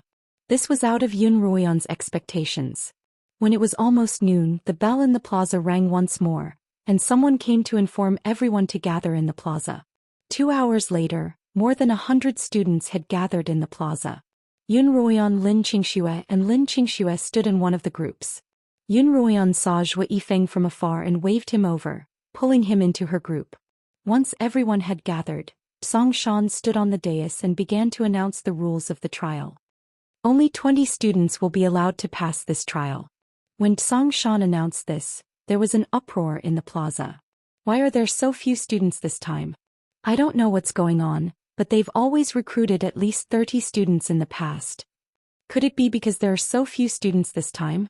The limited number of students had already made everyone nervous, and the sudden reduction in the number of slots caused an even greater uproar.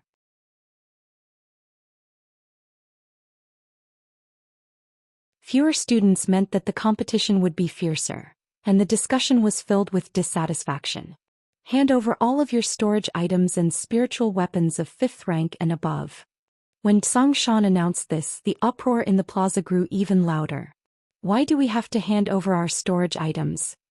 Why do we have to hand over our spiritual weapons? That's right. Everything I've prepared is in my storage ring. If we hand it over, we'll have nothing left. Stop talking. Hurry up and hide something important on your body. Stop the noise. This voice came from Ling Yunzi, who stood by Zhou Xian's side. Although his voice wasn't harsh, it reverberated throughout the plaza, causing the chatter to die down. Zhou Xian continued. This year, due to certain reasons, only 113 of the original 200 students were able to pass. As a result, the elders of the academy decided that, in order to ensure the quality of the students that will eventually enter Kongming Academy, the original quota of 35 students will be reduced to 20. What's going on? How could this be? Most of the crowd was surprised by this decision. I thought that having fewer students would mean fewer competitors. If I'd known this would happen, I would have lent my horses to those who didn't have any, someone exclaimed in frustration. Sister Royan, surely those petty people won't say that we're meddlesome now, right? Lin Xianxia exclaimed loudly. Miss Li and Yi Qianying, who were standing in front of them, stiffened and silent. Of the 113 students, only 20 would be accepted in the end. This meant that 93 of them would be unable to enter Kongming Academy, and the competition would be fierce. The rules for the trial are. When Zhou Xian got to the crux of the matter, everyone stopped talking and the plaza fell silent. Zhou Xian's gaze swept across the crowd. The limit is 3 days. After 3 days, you'll be ranked according to the number of beast cores and spiritual herbs you've obtained, and you'll only accept 20 students.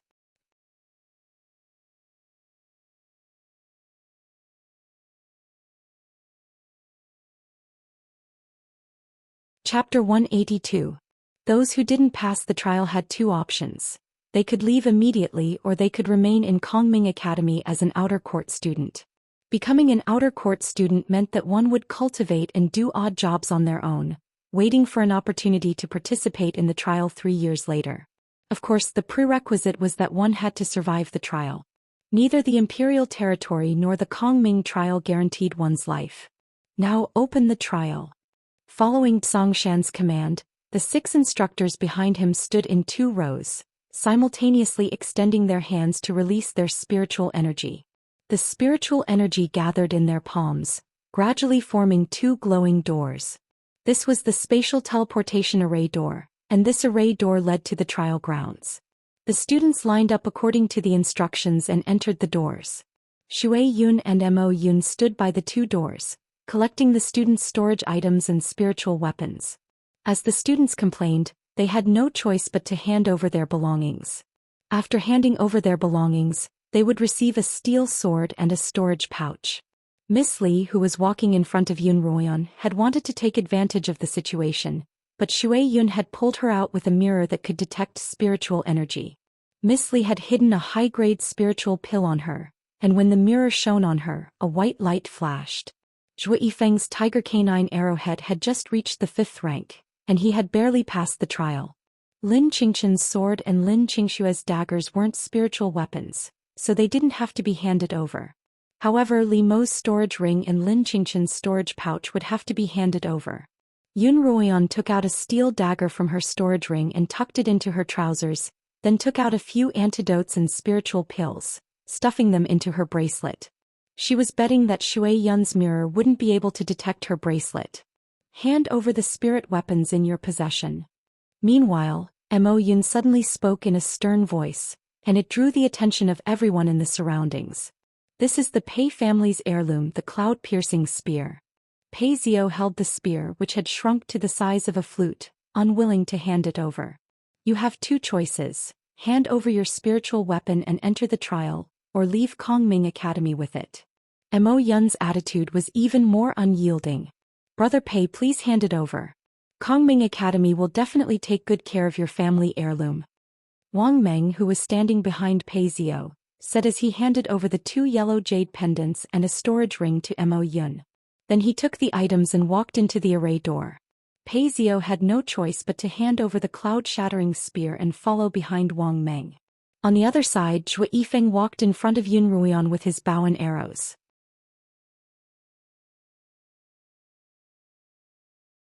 Yun Ruoyan walked up to Shui Yun, took off her ring and handed it to her. Shui Yun took the ring and as usual examined Yun Ruoyan with a mirror. Yun Ruoyan had quite a few treasures on her and she couldn't help but feel nervous. However, she didn't show it on her face. When the mirror shone on her wrist, it didn't emit any white light. Yun Ruoyan smiled, but inwardly she sighed in relief. But when the mirror shone on Yun Ruoyan's neck, it emitted a faint white light.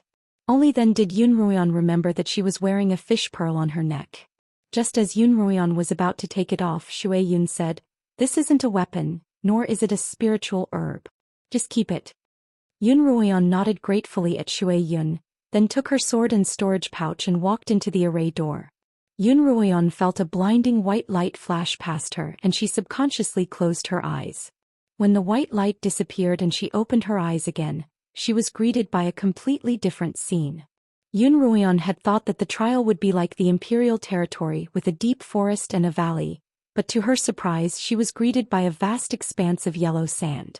Standing on the yellow sand, the scorching sun overhead, and the hot wind caressing her face, she felt as if she had fallen from heaven to hell. What the hell? Why did they send us to the desert? Yun Ruoyan wasn't the only one surprised. Almost everyone else was. Lin Qingchen and Lin Qingxue appeared behind Yun Ruoyan, one on her left and the other on her right. Both of them stared at the desert in front of them for the first time in their lives, their jaws dropping to the ground. In the distance, a sand dune as tall as a mountain blocked their line of sight. In front of them, quite a few people were climbing up the sand dune. Those who had already reached the top of the sand dune cheered as if they had seen some treasure, and they ran to the other side of the dune. Not far in front of them, Yun Ruoyan saw Zhou Yifeng standing there, also looking at the sand dune as if he had been waiting for them. The three of them walked over to meet up with Zhou Yifeng, and then the four of them began to climb up the sand dune. As they climbed, Yun Ruoyan saw Yi Qianying, Yun Ruoyao and Rong Yueshan as well as a group of about 7 or 8 people. Wang Meng and Pei Zio's group also had about 7 or 8 people behind them, and they were also climbing up the sand dune with all their might. Only when Yun Ruoyan's group reached the top of the sand dune did she realize why those people had been cheering. Standing on top of the sand dune and looking into the distance, there were a few oases not too far away. These oases looked like jade chains that had fallen from the heavens, and they glowed with a bright green light. "It's so beautiful!" The group couldn't help but exclaim in admiration, and then, like the others, they ran toward one of the oases. Yun Ruoyan saw that most of the students were running toward a larger oasis to the west, including Yi Qianying and Pei Zio's group. A small portion of the crowd ran toward a smaller oasis in the east, and Yun Ruoyan's group of 4 followed them in that direction.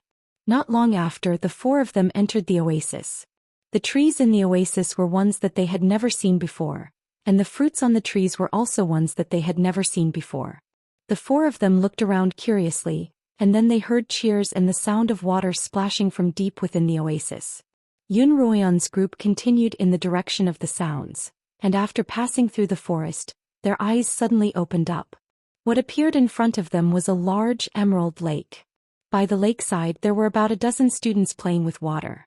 On such a hot day, even Yun Ruoyan couldn't help but want to jump into the lake. Just as the 4 of them walked toward the lake, Qiu issued a warning in Yun Ruoyan's mind. "Master, be careful. There are water monsters in the lake." Water monsters were another name for magical beasts in the water. Yun Ruoyan immediately stopped in her tracks and pulled the other 3 back. "Sister Ruoyan, what's the matter?" Lin Qingxue didn't understand. Her entire body was hot and uncomfortable, and her throat was almost steaming from the heat of the sun. She wanted nothing more than to jump into the water. "Don't you think it's a little too quiet?" Yun Ruoyan looked around at the lake. Apart from the sounds of the few people on the lake, there didn't seem to be any other sounds. That wasn't right. Since this was a trial, there had to be magical beasts around. Why hadn't they seen a single beast on their way through the forest? Unless the beasts were hiding in the lake. The 4 of them glanced at each other, simultaneously thinking of this possibility. Ah! At this moment, a scream suddenly came from the lake. Then it was followed by screams that rose and fell one after another. Those who were playing in the deeper parts of the lake seemed to be pulled by something by the legs, and were dragged into the water with all their might. In the blink of an eye, there were only 4 or 5 people left on the lake. "Run! There's a water monster! Run!" The 4 or 5 of them screamed as they ran toward the shore. Immediately after, several thick black tentacles suddenly emerged from the lake behind them. Those tentacles swept towards the 5 people who were running. In an instant, 3 more people screamed as they were dragged into the lake. The remaining 2 students finally broke the surface of the lake, recovering from their shock. They turned around and slashed at the tentacles with their swords. When the tentacles met with resistance, they slowly retracted back into the lake. The 2 students, one male and one female who had just escaped death, ran toward Yun Ruoyan's group, their faces pale.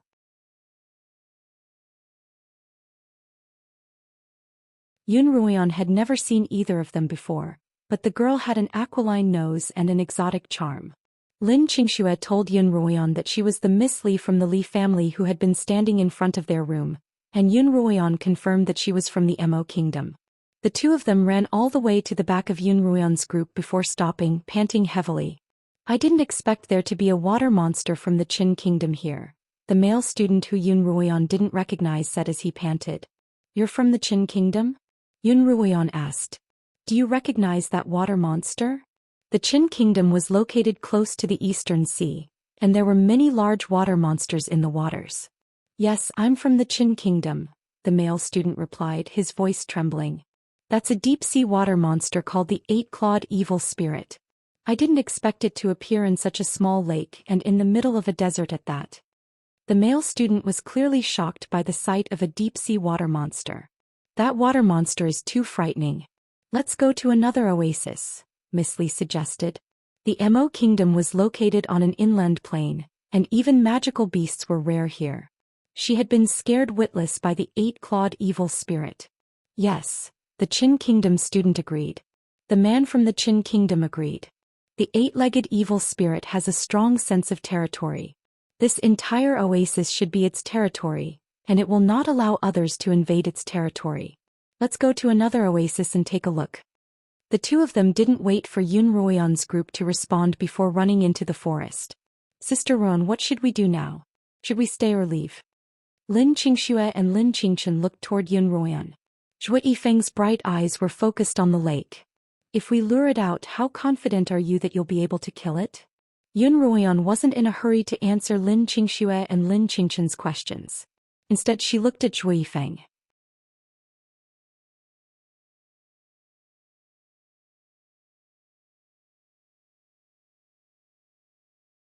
Chapter 183.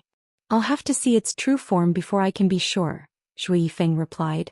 "Judging from its tentacles, it's quite a big one, but no matter how big it is, it's bound to have a weak point.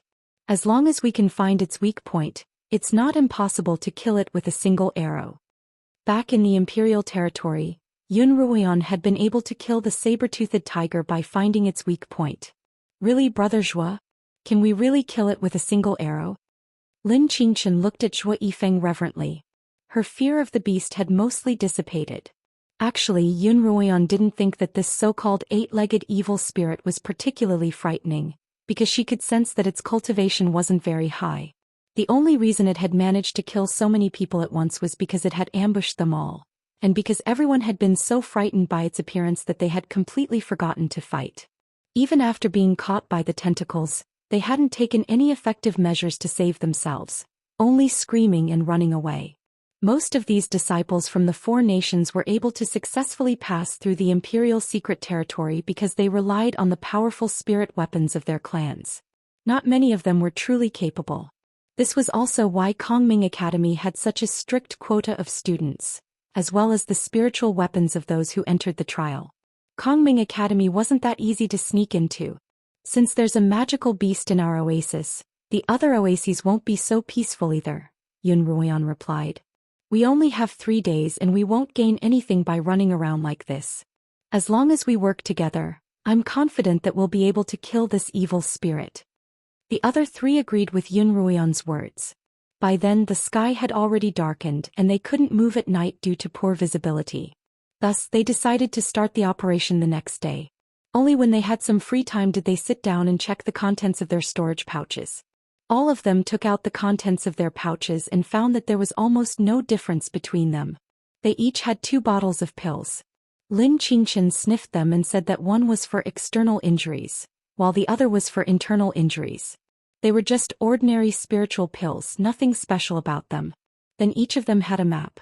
The 4 of them unfurled their own maps and found that they were all identical. The map depicted the distribution of these oases. The map also indicated which magical beasts were in each oasis, as well as the grades of these magical beasts. Yun Ruoyan pointed at the oasis they were in on the map. The 8-legged evil spirit, a mid-rank magical beast that was slightly weaker than the saber-toothed tiger. As soon as Yun Ruoyan saw the map, she began to reflect on the fact that she should have checked the contents of the bag when she'd first received it.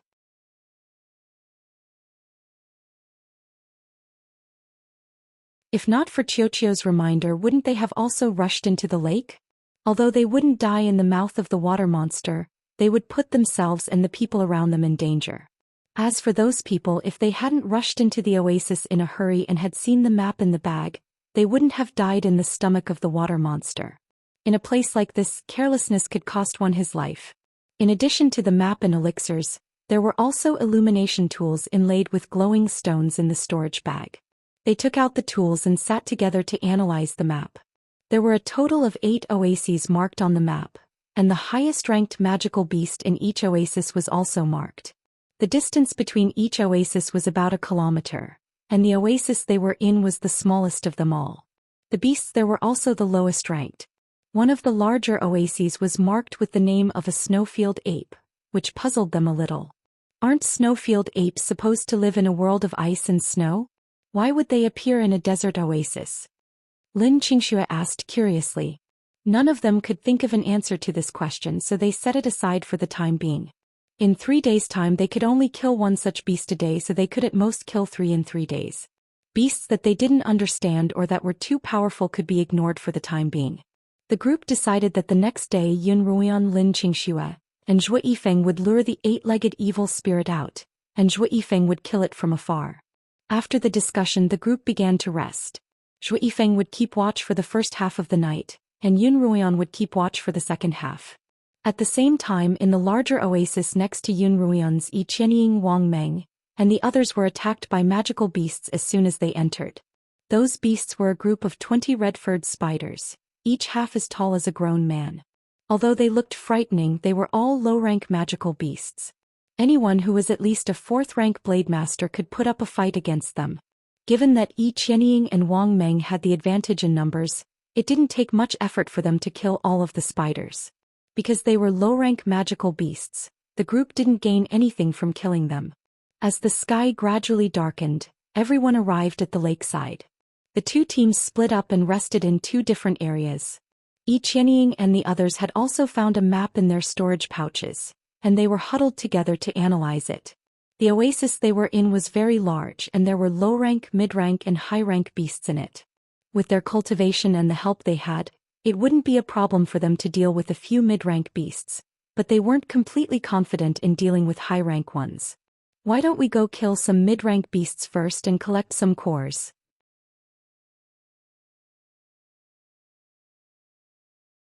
A young man with rosy lips and white teeth suggested. He looked like a pampered young master from a large family. We only have 3 days. Our chances of winning are too low if we only kill mid-rank beasts, Yun Ruoyao replied.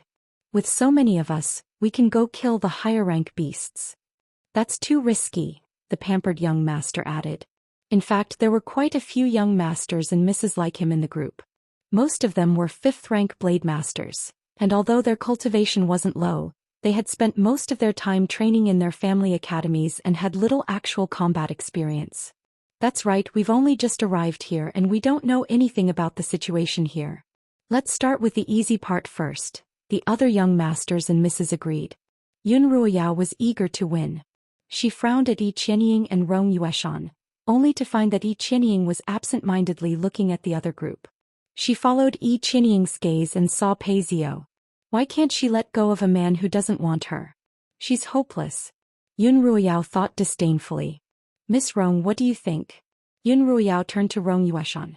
Yun Ruyao had only joined the group halfway through their journey, and the group revolved around Rong Yueshan. Rong Yueshan actually agreed with Yun Ruyao's decision, but when she looked at the signs around her she thought for a moment and said, "It's getting dark, so let's get some rest. We'll talk about this tomorrow." Yun Ruyao still wanted to say something, but Rong Yueshan's expression turned impatient. Yun Ruyao shut her mouth, but she was very disappointed in this group. "Brother Pei, is that concubine of the crown prince watching you?" Wang Meng asked Pei Zio, who was standing next to him, with a smile. When Pei Zio heard Wang Meng's words he subconsciously looked toward the other side. When he met Yi Qianying's gaze he couldn't help but reveal a look of disdain. She was already a married woman and yet she was still looking at him like that? How shameless. Meeting Pei Zio's disdainful gaze, Yi Qianying's already cold heart grew even colder. She didn't know what was wrong with her. She had been treating Pei Zio as a stranger all this time, but just now she couldn't help but look at him. Yi Qianying's days in the Crown Prince's manor had been difficult. Although the Crown Prince had never married before her, there were plenty of beauties in the manor for Li Qianxiao's entertainment. The Crown Prince had only slept with her that night when he was drunk, and Yi Qianying hadn't seen him since. Even her trip to Kongming Academy hadn't been a big deal. In the Crown Prince's manor, everyone treated her as if she were invisible. And this was only the beginning. If the Crown Prince continued to ignore her, her days in the manor would only get worse and worse. As a result, she had to enter Kongming Academy, Yi Qianying decided. Sister Ruoyao.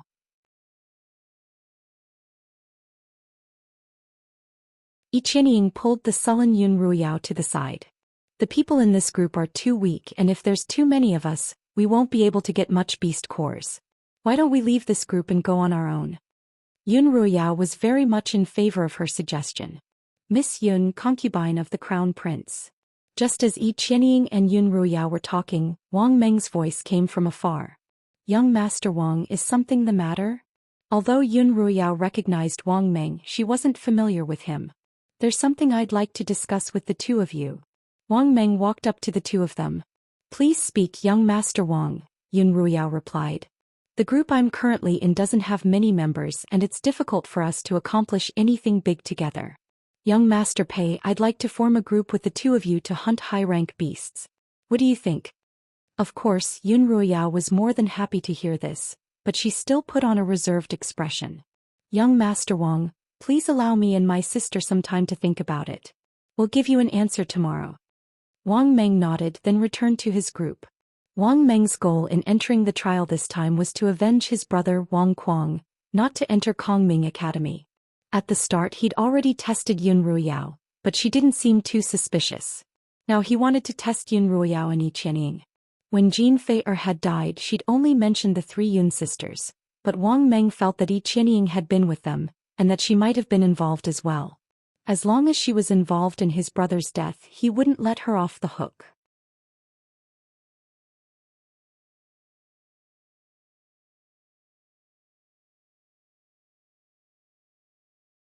Chapter 184. Brother Wang, what did you say to them just now? Pei Zio hadn't followed Wang Meng to speak with Yun Ruoyao and Yi Qianying. "I invited Yun Ruoyao and Yi Qianying to form a party with us." Wang Meng didn't hide anything, but his actions of acting first and reporting later made Pei Zio feel very uncomfortable. In addition, Pei Zio didn't want to get too close to Yi Qianying, so he asked, "Why can't we form a party? What's in it for us?" These words made Wang Meng choke. There were benefits to forming a party, such as being able to work together to deal with high-rank beasts and venture into more dangerous places to obtain high-rank spiritual herbs. However, there were also many disadvantages. For example, the spoils of battle had to be split evenly, and there had to be a certain level of trust between the members of the party. Yun Ruoyao's cultivation wasn't bad. She was already a peak 5th-rank blade master, but Yi Qianying's cultivation wasn't high, and she wouldn't be able to increase the party's combat prowess. More importantly, there was no trust between the two of them. Faced with Pei Zio's question, Wang Meng was silent for a moment before he smiled in embarrassment. "To tell you the truth, Brother Pei, I had a good impression of Miss Yun the moment I laid eyes on her, so I wanted to use this opportunity to get closer to her." Wang Meng's words were beyond Pei Zio's expectations, but when he thought about it, it made sense.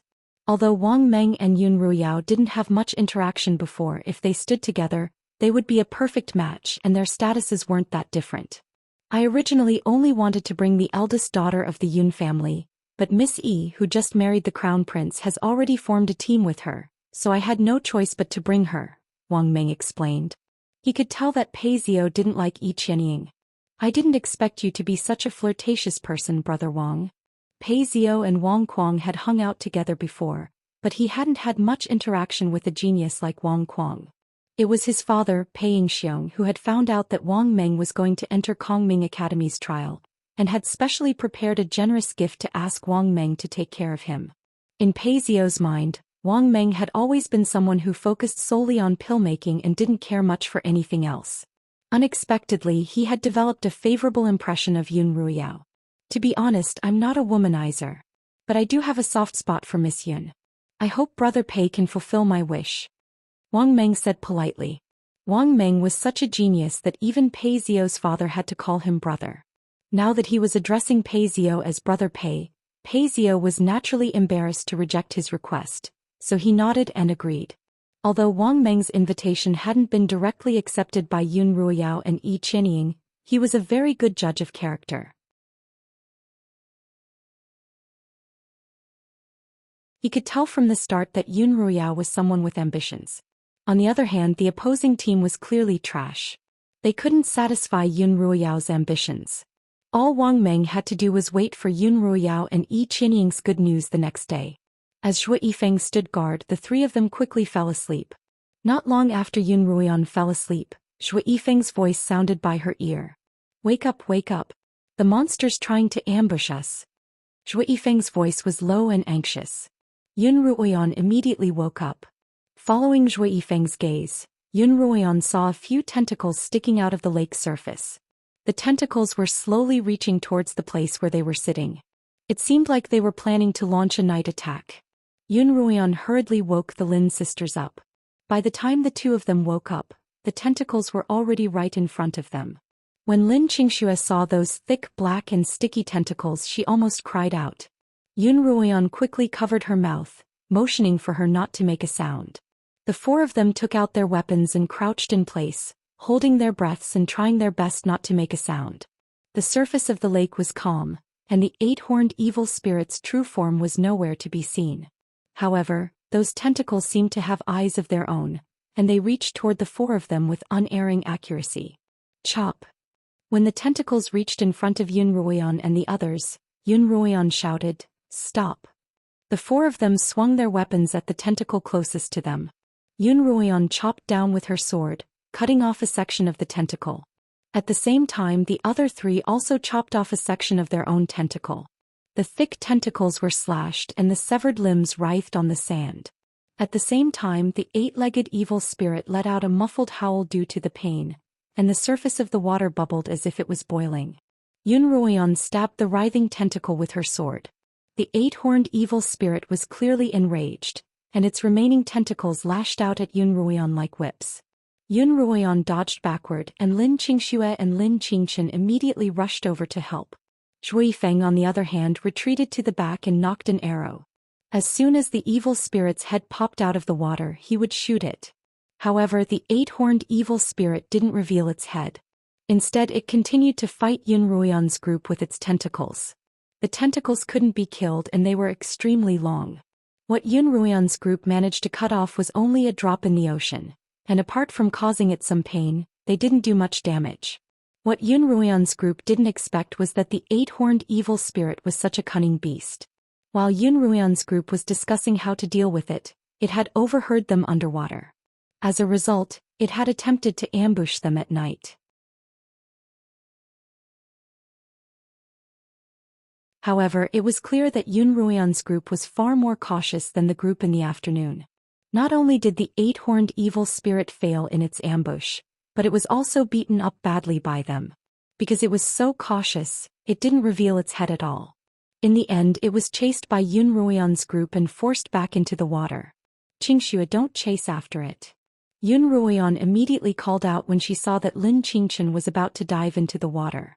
The lighting wasn't good at night, and since the eight-horned evil spirit was an underwater creature, It didn't rely on its eyes. Yun Ruoyan suspected that its tentacles had some sort of sense of smell that allowed it to determine a person's location based on their scent. As a result, it didn't even need to reveal its true form to pinpoint their exact location with its tentacles.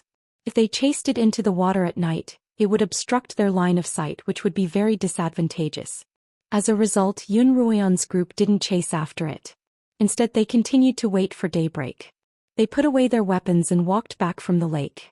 Zhou Yifeng also put away his bow. Looking at the writhing tentacles on the ground, he said, "We'll have food tomorrow." "What? Eat this." Lin Qingxue stared at the tentacles on the ground and shouted in disbelief, "I won't, not even if I starve to death." As they were new to the area, they didn't dare to enter the forest to hunt. As a result, they were still hungry. Yun Ruoyan was even hungrier after the fight, so she couldn't sleep. She decided to keep watch for the rest of the night. At daybreak, Zhou Yifeng got up and began to clean up the tentacles. He sliced the tentacles into pieces, skewered them with a thin, sharpened stick, smeared some seasoning on it and placed it over the fire to roast. Not long after, a fragrant aroma wafted through the air. "It smells so good." Lin Qingxue sat up, and before she could even open her eyes, she began to sniff the air with all her might. Lin Qingxue held a skewer in each hand, munching on it without a care for her image. "Didn't you say that you wouldn't eat it even if you starved to death?" Lin Qingchen laughed as she looked at Lin Qingxue. Lin Qingxue's expression didn't change. "Luckily, Brother Zhou didn't let me see how you handled the tentacles, or I wouldn't have been able to eat them. Now that they've been made into food, I can at least manage to eat a little." After breakfast, they began to plan how to kill the eight-legged evil spirit. The eight-legged evil spirit was a cautious and cunning creature. After suffering the previous night, Zhou Yifeng had roasted its tentacles and even brazenly cleaned and sliced them by the lake. It must have been scared out of its wits by now. "I'll go into the water to lure it out, and then Zhou Yifeng will find an opportunity to shoot it down."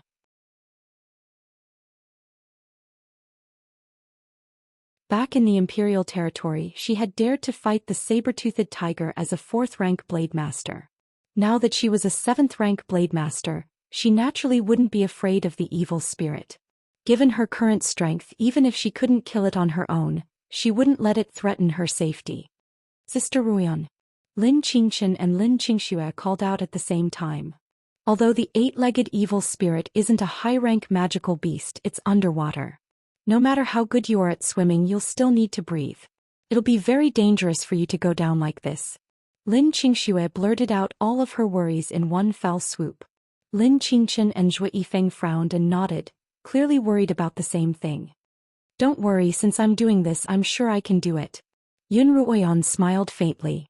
Her confident smile was very convincing to the other three, because no matter what happened in the Imperial territory or after they left, Yun Ruoyan would always be able to resolve any problems that might arise. Even if the situation seemed impossible to them, Yun Ruoyan seemed to be able to turn the impossible into the possible. Faced with Yun Ruoyan's confident smile and tone, the three of them couldn't help but believe her. "Don't worry, I'll lure it out." Yun Ruoyan turned and dove into the water. As soon as Yun Ruoyan dove into the water, she immediately placed the beast core on her neck into her mouth. With the core's effect, she was able to breathe freely. The feeling of being able to breathe underwater was truly a wondrous one. She pulled out the dagger that Li Mo had given her from her trousers and placed it in her mouth, along with the core. Without the obstruction of breathing, Yun Ruoyan dove deeper into the water. About 10 meters down, Yun Ruoyan saw the eight-legged evil spirit at the bottom of the lake. Its pitch-black body was like a small mountain, and its 8 tentacles danced around its mountainous body. You're tuning in to the Zhou Xian's Legacy YouTube channel. Don't forget to subscribe and join us on this journey to catch the most captivating stories.